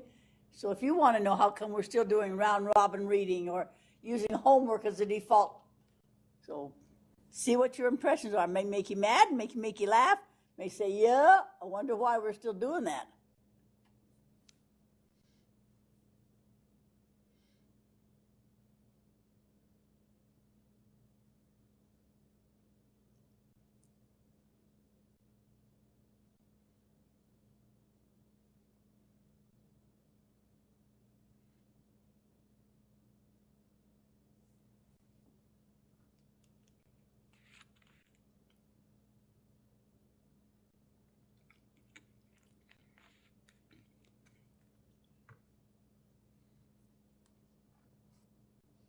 Chris, aren't you amazed? Aren't they? Isn't this a wonderful class, Chris?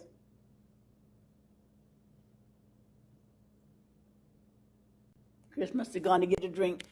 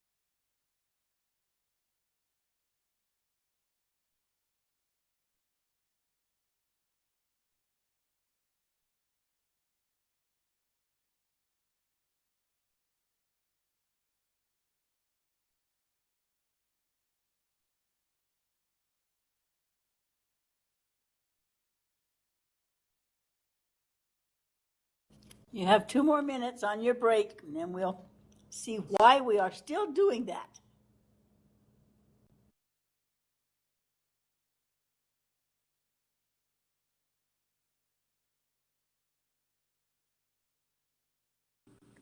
Louise, sadly, I don't have access to Canvas because I'm not That's right, you're not. formally registered for the course. I apologize. Yeah, that's okay. I forgot about that. Thank you. You're welcome.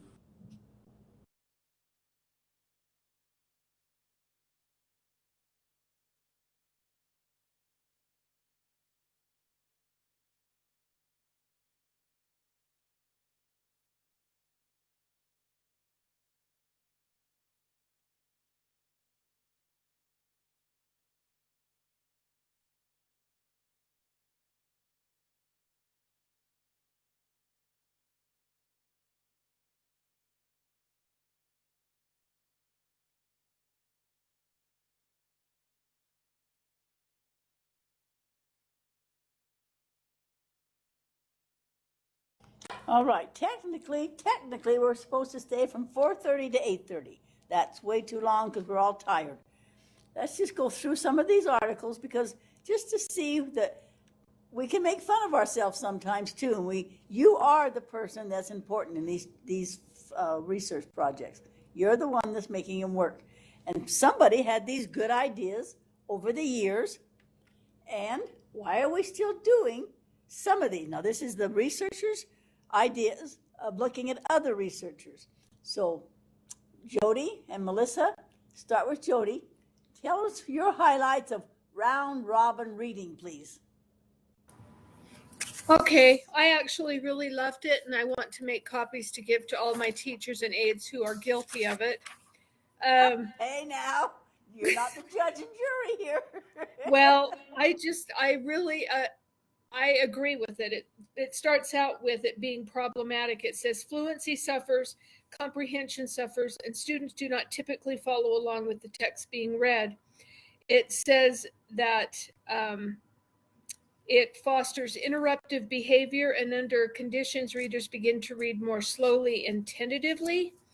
And then it gave specific areas in which it really is detrimental. It says that and they did a study with adults, and they had given them warning that they had also had them read this material ahead of time. It was pretty difficult, but they wanted to see what the results were by doing a round robin.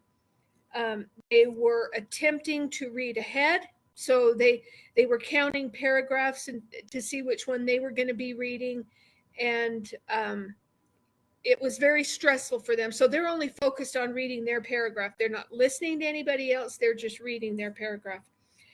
They feel like a bad reader, and they talk about memories that they've had where they didn't do a good job, and it was just humiliating for them.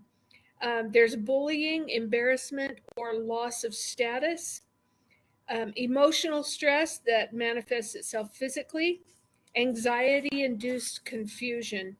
And boy, they hammered it. They just really felt like that it's just not a good way to go. So Melissa, you add what you want to there.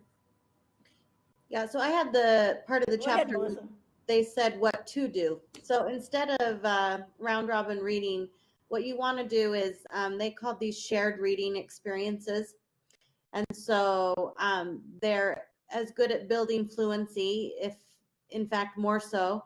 And they mentioned choral reading particular, and they were specific to open-mouthed reading, which I actually just tried with my teenagers. We did a poem today, and I hadn't thought a lot about choral reading, and it actually worked really well today in high school. We did choral reading with a poem, and I think I'm going to use it a lot more for fluency, because fluency is one thing my kids really, really struggle with still. And so choral reading with them, and then taking that opportunity, they said it's a really good opportunity to point things out in the text, like text features, go over comprehension, like inferences and predictions, which I think you already do a lot of times when your whole group kind of choral reading. But they mentioned having big books, especially in younger grades, and reading them together, and then stopping and looking at things. But you do have a portion where you just kind of chorally read together, where the teacher might start, maybe read it through once, and then students read it again with her, or students join at some point. So they talked about that strategy. And then they did a song lyric study strategy where you play a song for your class, and then you get the text out and you read the text of the song with them.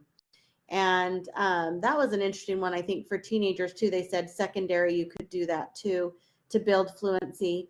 And then they mentioned a reciprocal reading strategy where, again, I think you do that common where you might read with the teacher and then you're going over concepts after. But a lot of not in front of the class, or if it's in front of the class, everyone's doing it with the class in a choral structure. And that's found to be way more effective, way less anxiety inducing, and just way more promotional for all the comprehension that you want to embed in group reading. And on page 18, when you get to your copy here, page 18, it gives you some things to do if you're looking for comprehension and story elements, some things for fluency, vocabulary, and word choice, some things for convention and previously introduced skills, phonemic awareness, awareness of story structure. So they just give their ideas, a round robin reading, and some 4 things for it and some 4 things against it. So I thought that was very interesting. All right, then let's go to Ginger and Kate. Round number 2. What about teaching to learning styles now? What did you learn, Kate and Ginger? All right, this article defines learning style theory holds that every student learns best when content is presented in a way that targets that student's individual way of learning. And as teachers, the ones that we focus on seem to be visual, auditory, and kinesthetic learning styles, which has labeled classification of students as visual learners, auditory learners, or kinesthetic learners.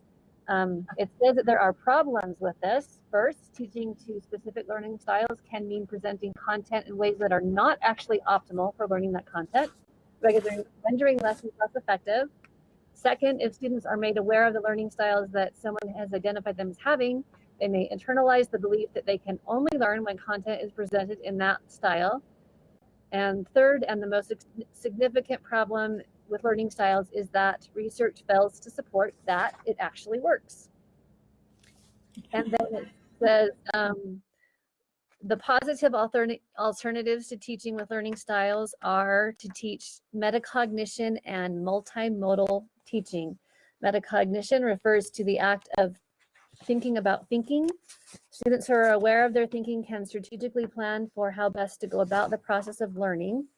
Metacognition should open doors rather than close them. It ought to serve as a catalyst that directs students towards strategies like self-questioning, self-monitoring, and understanding how best to organize information when studying for a test. Helping students focus on metacognition empowers them to take ownership of their learning and to strategically approach challenging tasks. And then it says to strategically word your questions and stuff to help students think about the way they are thinking. And there's a whole list of questions about that. And I'll turn the time over to Kate. Ooh, you were fast. Good for you. So then it talks about time trackers. And I wrote on the side, I need this. So what it does is you teach a kid to think about, to plan, how long will this take? When is it due? When do they start? And when do you plan to end at? And then the actual end time. And typically I screw that up. So I always think it will go faster than it will. And I failed to take into account the difficulties. Thus, I was finishing this slideshow today after school. Note-taking guides. And I like that there were some metacognition strategies in here. Then it goes on to say multimodal teaching suits the content, and that we should be teaching to multiple modes all the time, and that the very best plan is to make sure you got the visual, you have the auditory, and if you can add kinesthetic anyway, it really helps the kids, and that we should not be just teaching to one style. We know that doesn't work, but the things that work best are all the styles combined, so kids have lots of chances to experience the material. And that's pretty much it. I heard a 3rd grader say today to his teacher, I don't learn that way. I only learn visually. So somebody has already drained into his little brain that he can only learn visually. He doesn't want to learn by doing anything with his hands. I don't know. So we be careful what we say to him. I think there's a good point there. Okay, Kirsten and Lauren, how about using homework as the default?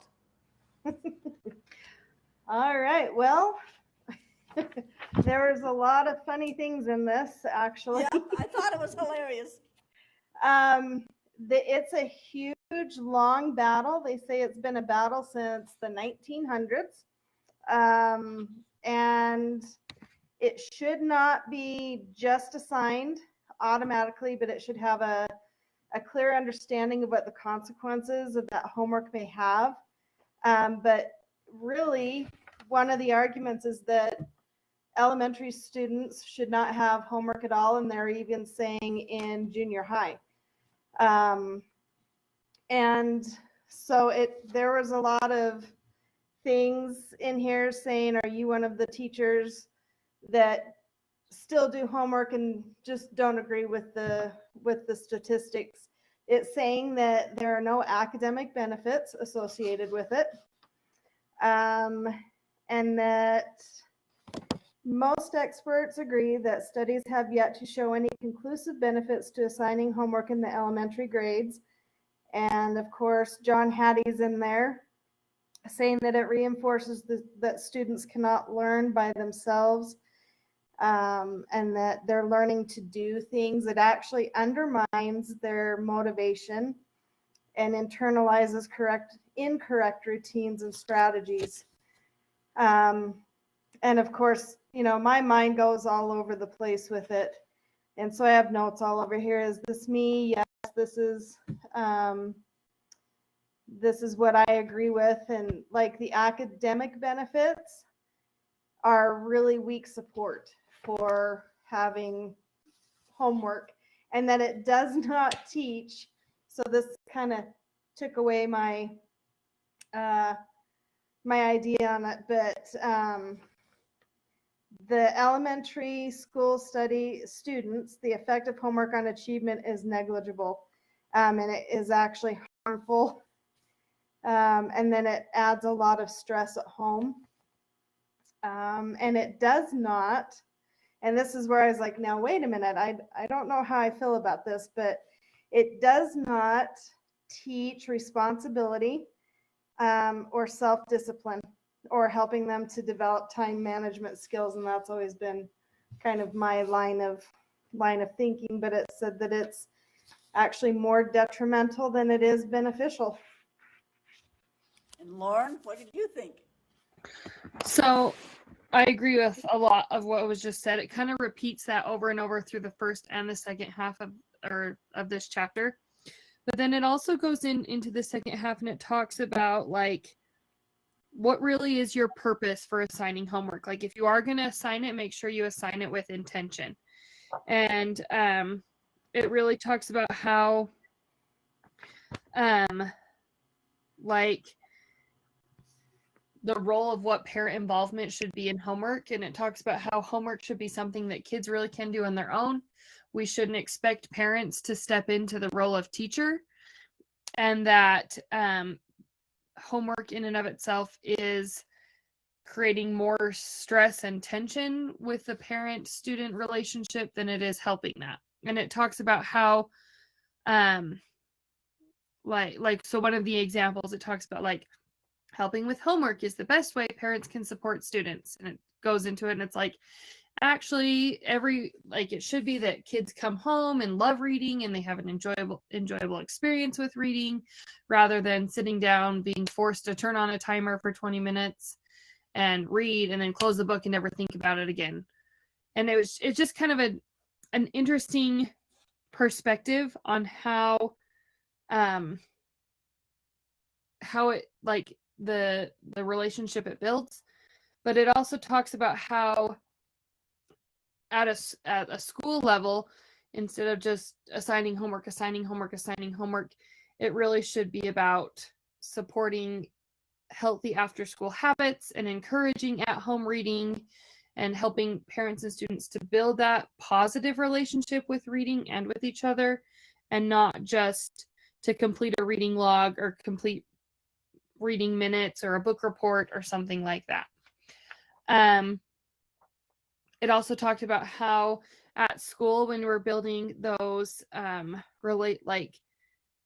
build a positive relationship with reading, that so it's called free voluntary reading or silent reading, that it should be completely free choice. Kids shouldn't be forced to read a certain type of book and then regurgitate a synopsis or what they're thinking. It should be more of a free choice, and that there's examples of different prompts. Sorry, my voice cut out. Prompts that you can use in your classroom to help create those discussions, but it's not a forced way of creating that discussion. Does that make sense? Yeah, makes sense. Yeah. So, and then it said if you are considering doing homework, really ask your students' input. So it gives 4 questions about like a survey you could give to your kids. It says, how do you feel about homework in general? Have you ever really liked a specific homework assignment or project? What did you like about it? Have you ever really disliked a specific homework assignment or project? What did you dislike? And number 4 is if you could give some advice to your teacher about homework, what would you say?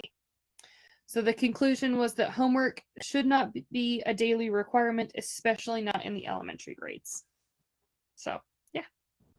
A few years ago, when Chris and I taught this class, we had 2 students do their research on, is homework effective? And she found out that most of the kids were doing it in the cars. They drove to school that morning. The parents were screaming at them because they were late for school. And then we do have a math teacher here in Roosevelt who's extremely brilliant. And he can't assign homework because when they goes home, the parents either can't do it because it's way above them, or won't help him, or won't help the students, or don't understand the language. So he videotapes himself with the lecture, it's home now on the internet. There's so much they can do with podcasts now. So they watch him give his lecture at home with their parents, and then when they come to school, he helps them with the work because the parents can't. It's way beyond most parents' ability. So it's just some good ideas. Should homework be a default? And this lady did her whole research on the research of should you do homework? Okay. Louise, may I just ask, poll all of the teachers out there, all of my classmates, if you had the option of giving homework up tomorrow, would you? We modified our homework to be a choice menu. So we've been doing it for about 5 or 6 years, 5 years, and then we took a year off.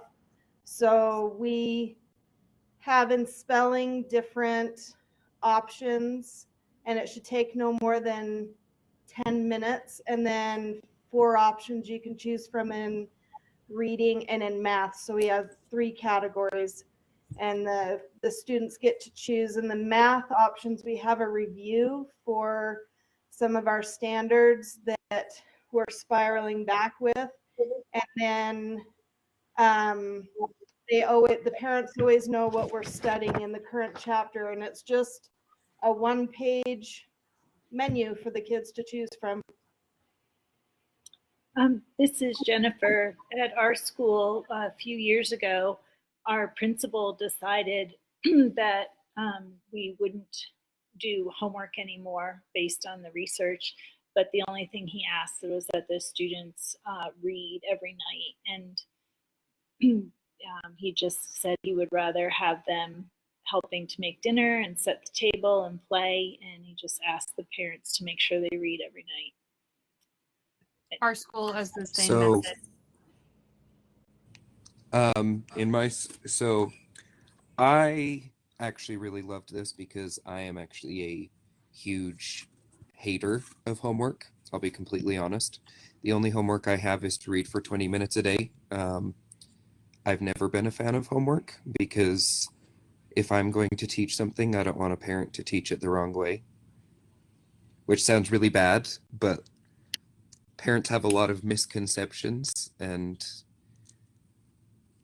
that's my opinion. Yeah, I learned a lot of things, Rowdy, a long time ago. What did I learn that, didn't even be true? Like George Washington throwing the dollar or the quarter across the river. It said it's absolutely impossible, but I believe that. There is some misconceptions out there. So anyway, there's an article to give you some things to think about. Okay, Maria and Jennifer, what about formative assessment? What did you learn on that one? So I'm going to read something on page 2 really quick that I loved. Teachers who excel at what they do constantly monitor learning and recalibrate their teaching according to what they see. To them, formative assessment is not a singular event, but an ongoing methodology. It's simply what it means to teach well. These teachers don't wait for exam results to tell them who needs help mastering content because they continuously work at staying aware of who does and doesn't understand. So what I loved most about this article is that it calls out the imposters who think they're using formative assessments, but really they're not. For example, asking your students, does everyone understand, is not a formative assessment. And then if you're giving questions, doing like a Q&A, don't make your kids look stupid, because it seems like that's what happens in scenario number 1 of this one. So formative assessments, if used correctly, are things like asking, like going along with the homework article from previously, giving a survey and asking your students how they feel about homework, or giving a survey about the topic that you're discussing in class, or when you're asking them questions, if not everyone answers, walk around and talk to the kids. If they're doing think, pair, share, listen to them. Make sure they're talking about what they're supposed to be talking about. If a kid is quiet, read what they're writing down or go and talk to them personally, because formative assessment is meant to be done every day of your teaching, to see how your students are doing and to see who has mastered it and who needs extra help or extra time. Yeah, you hit a lot of the notes that you were talking. I'm like, okay, that's that note and that's that note. So I would say, yeah, the only thing to add on about what formative assessments are not is also like the progress monitoring. You know, don't think that's formative assessments. And then there was a whole section about a class discussion, how that can really be stressful. For don't think a class discussion is a formative assessment, and depending on some kids' personalities, like typically you're just having a discussion with a few kids and everybody else, so they're trying to fly under the radar or they're sweating bullets that you're going to call on them. Like, so it just went through of what is a formative assessment and what is not a formative assessment. And I liked that, you know, hold up, you see a lot of people do that, you know, on whiteboards. That's just quick and easy. Same thing, it's continually measuring understanding, recalibrate based on that. And yeah, it was good. It was what it is and what it's not. Thank you. This gives you some ideas. Now, Tiffany can't see this because I forgot she's not on the canvas, so I'll put that there, and Brindy's not there, so I'll just do one little thing here about standard-based. It said in the year 2009, we had the No Child Left Behind, and all of a sudden, we realized American education was at a crossroads, and out came the book, Johnny Can't Read, and so we started testing. What's the problem with standardized tests? Well, the problem with standardized test-based practices can be summed up as a prioritization of the short-term appearance over actual progress. And then we came up with a nation at risk. Were we really at risk? It was commissioned by the Reagan administration as a result of the secretary saying he was concerned about the widespread public perception. Something's wrong with our educational system. So we started testing. So I won't go into any more than that because they're not here to do it. But if you have time, read about the standardized test. Is it good? Are we testing the right things? Are we testing progress, actual progress, or just testing to be testing? So, okay, and our last one, Rowdy and Rhonda, should behavior charts and withholding recess. What about that one? Well, I'll go first. I am going to say this, and I do not want to offend anybody out there, so I highly apologize. I am not an expert in this. However, behavior charts and withholding recess are two things that I am very super passionate about. And passionate about meaning you should do neither of them. So just a quick little story about behavior charts. So after my first year of teaching, we hired a new kindergarten teacher at our school. She's in her second year.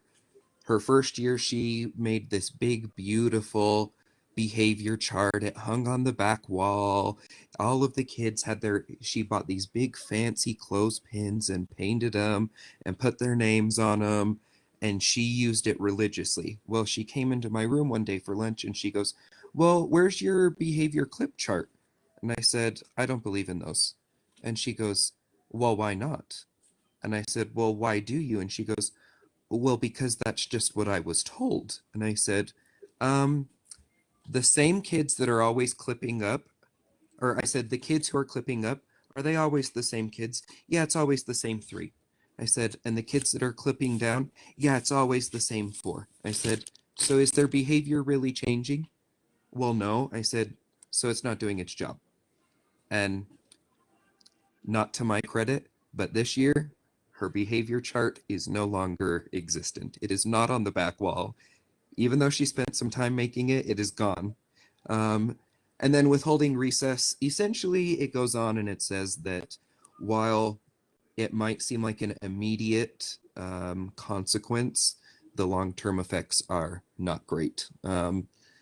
Similar with the behavior chart, if it's the kids who always clip up, the kids who always clip down, or get a yellow or get a red. Instead of doing that, you need to teach and model correct behavior. Withholding recess.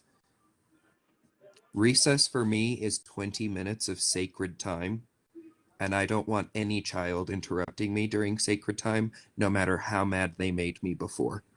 We can deal with that later, but that's my 20 minutes to zen back in, and their 20 minutes to go get all of their wiggles out, so maybe they can sit in their seat for 2 seconds before having to move again. Amen. Rhonda, what do you think? Well, I am by no means an expert with this because I teach secondary school, so we don't have behavior charts and we don't have recess.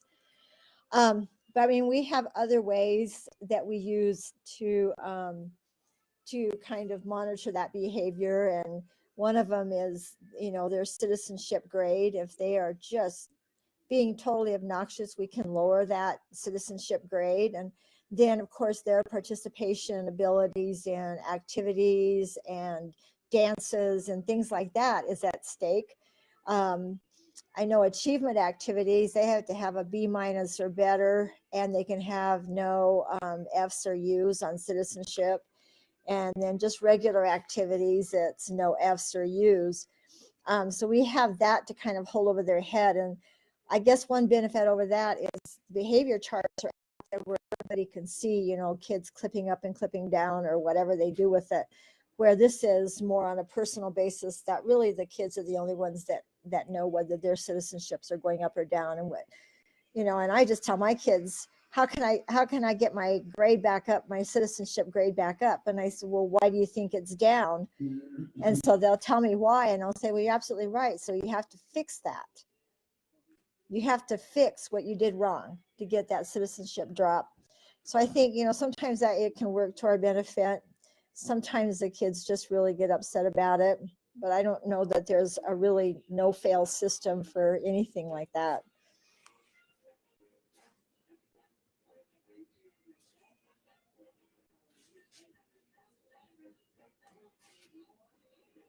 I can't hear.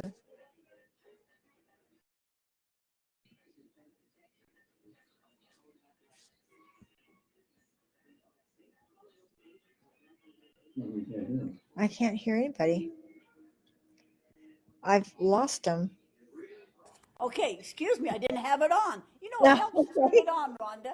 Thank you, it helps to turn it on. I said you now have a copy of the whole book.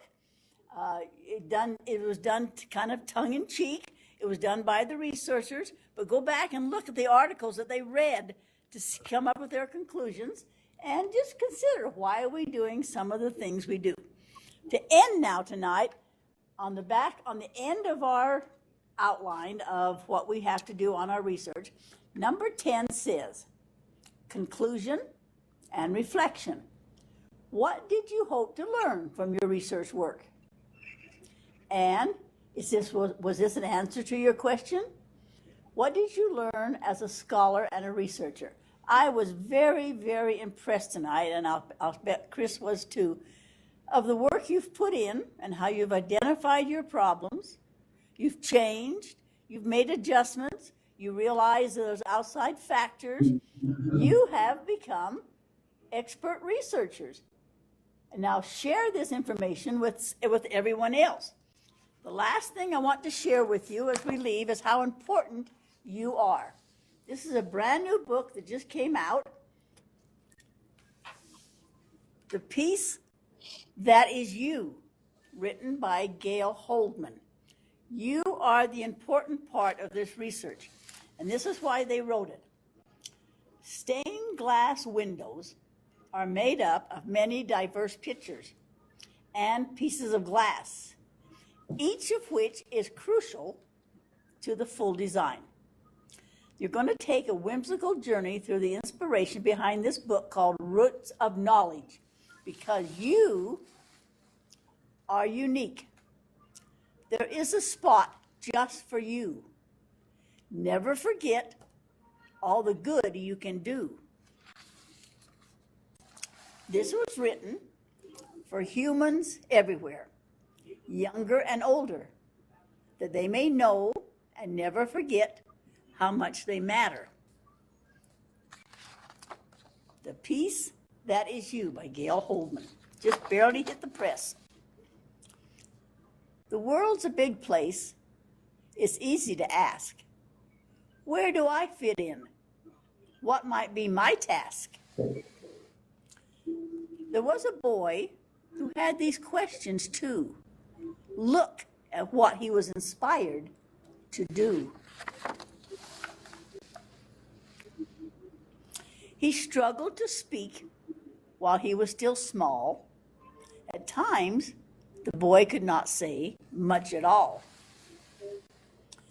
It was hard. It hurt when he was ignored. But there were more ways to speak, he explored. If the words did not work to add to his part, then he would say what he wanted through art. And that's what he did every day of his life, and helped him to speak and lessened the strife. One day on a bench in front of a school, he got an idea so huge, big, and cool.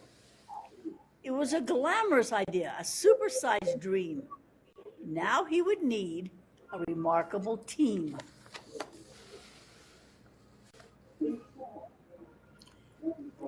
It was way too big to do on his own.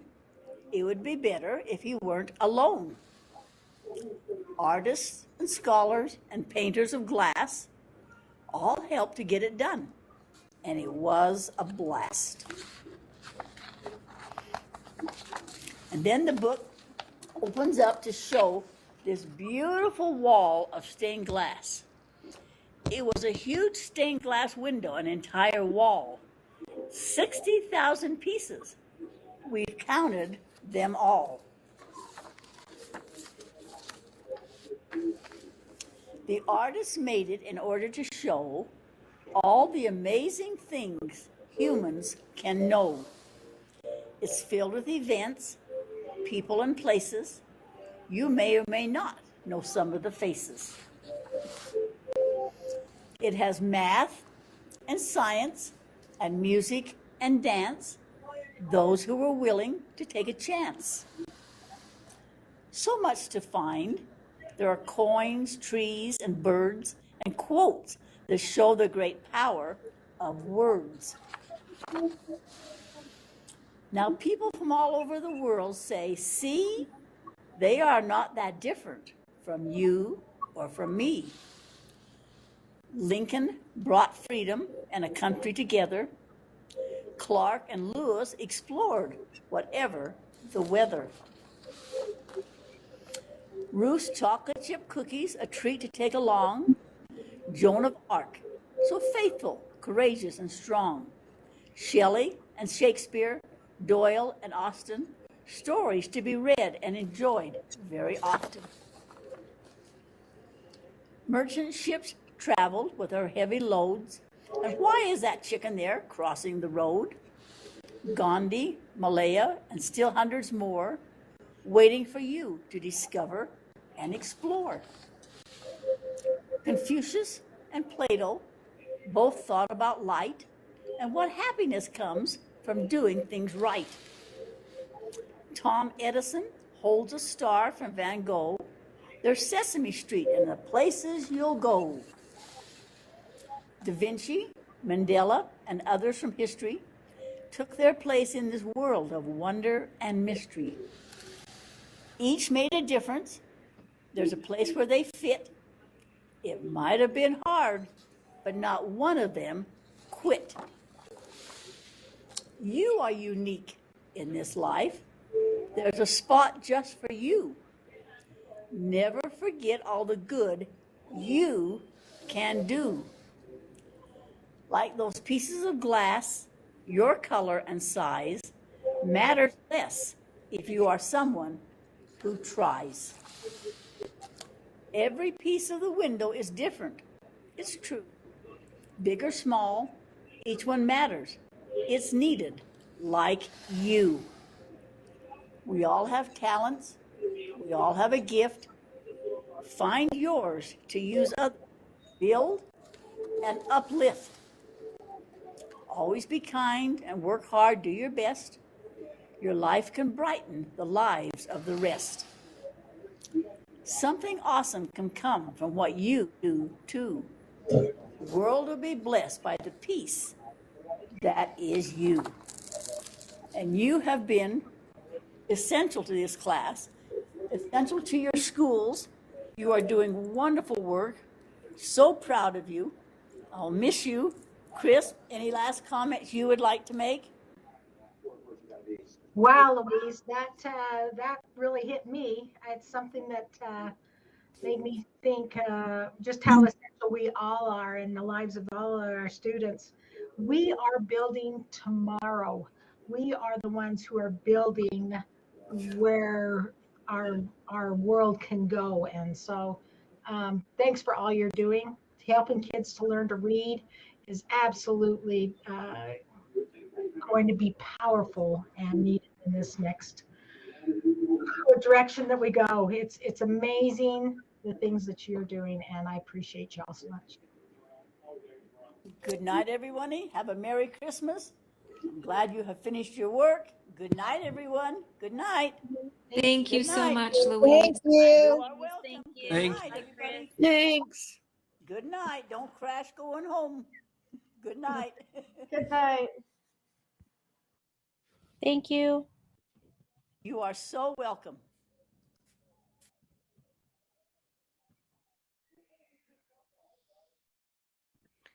Thank you. And just to clarify, all of our stuff's due by the 20th, correct? If you don't get it all done, just send me a note and I'll put your 8th grade in. SUU has to have it, yes, because their student help's going home and they'll have nobody to post grades. So by the 20th, they need everything. But just send me a note and say, I'm working on it, and I'll still give you the grade because I'm not concerned about grades.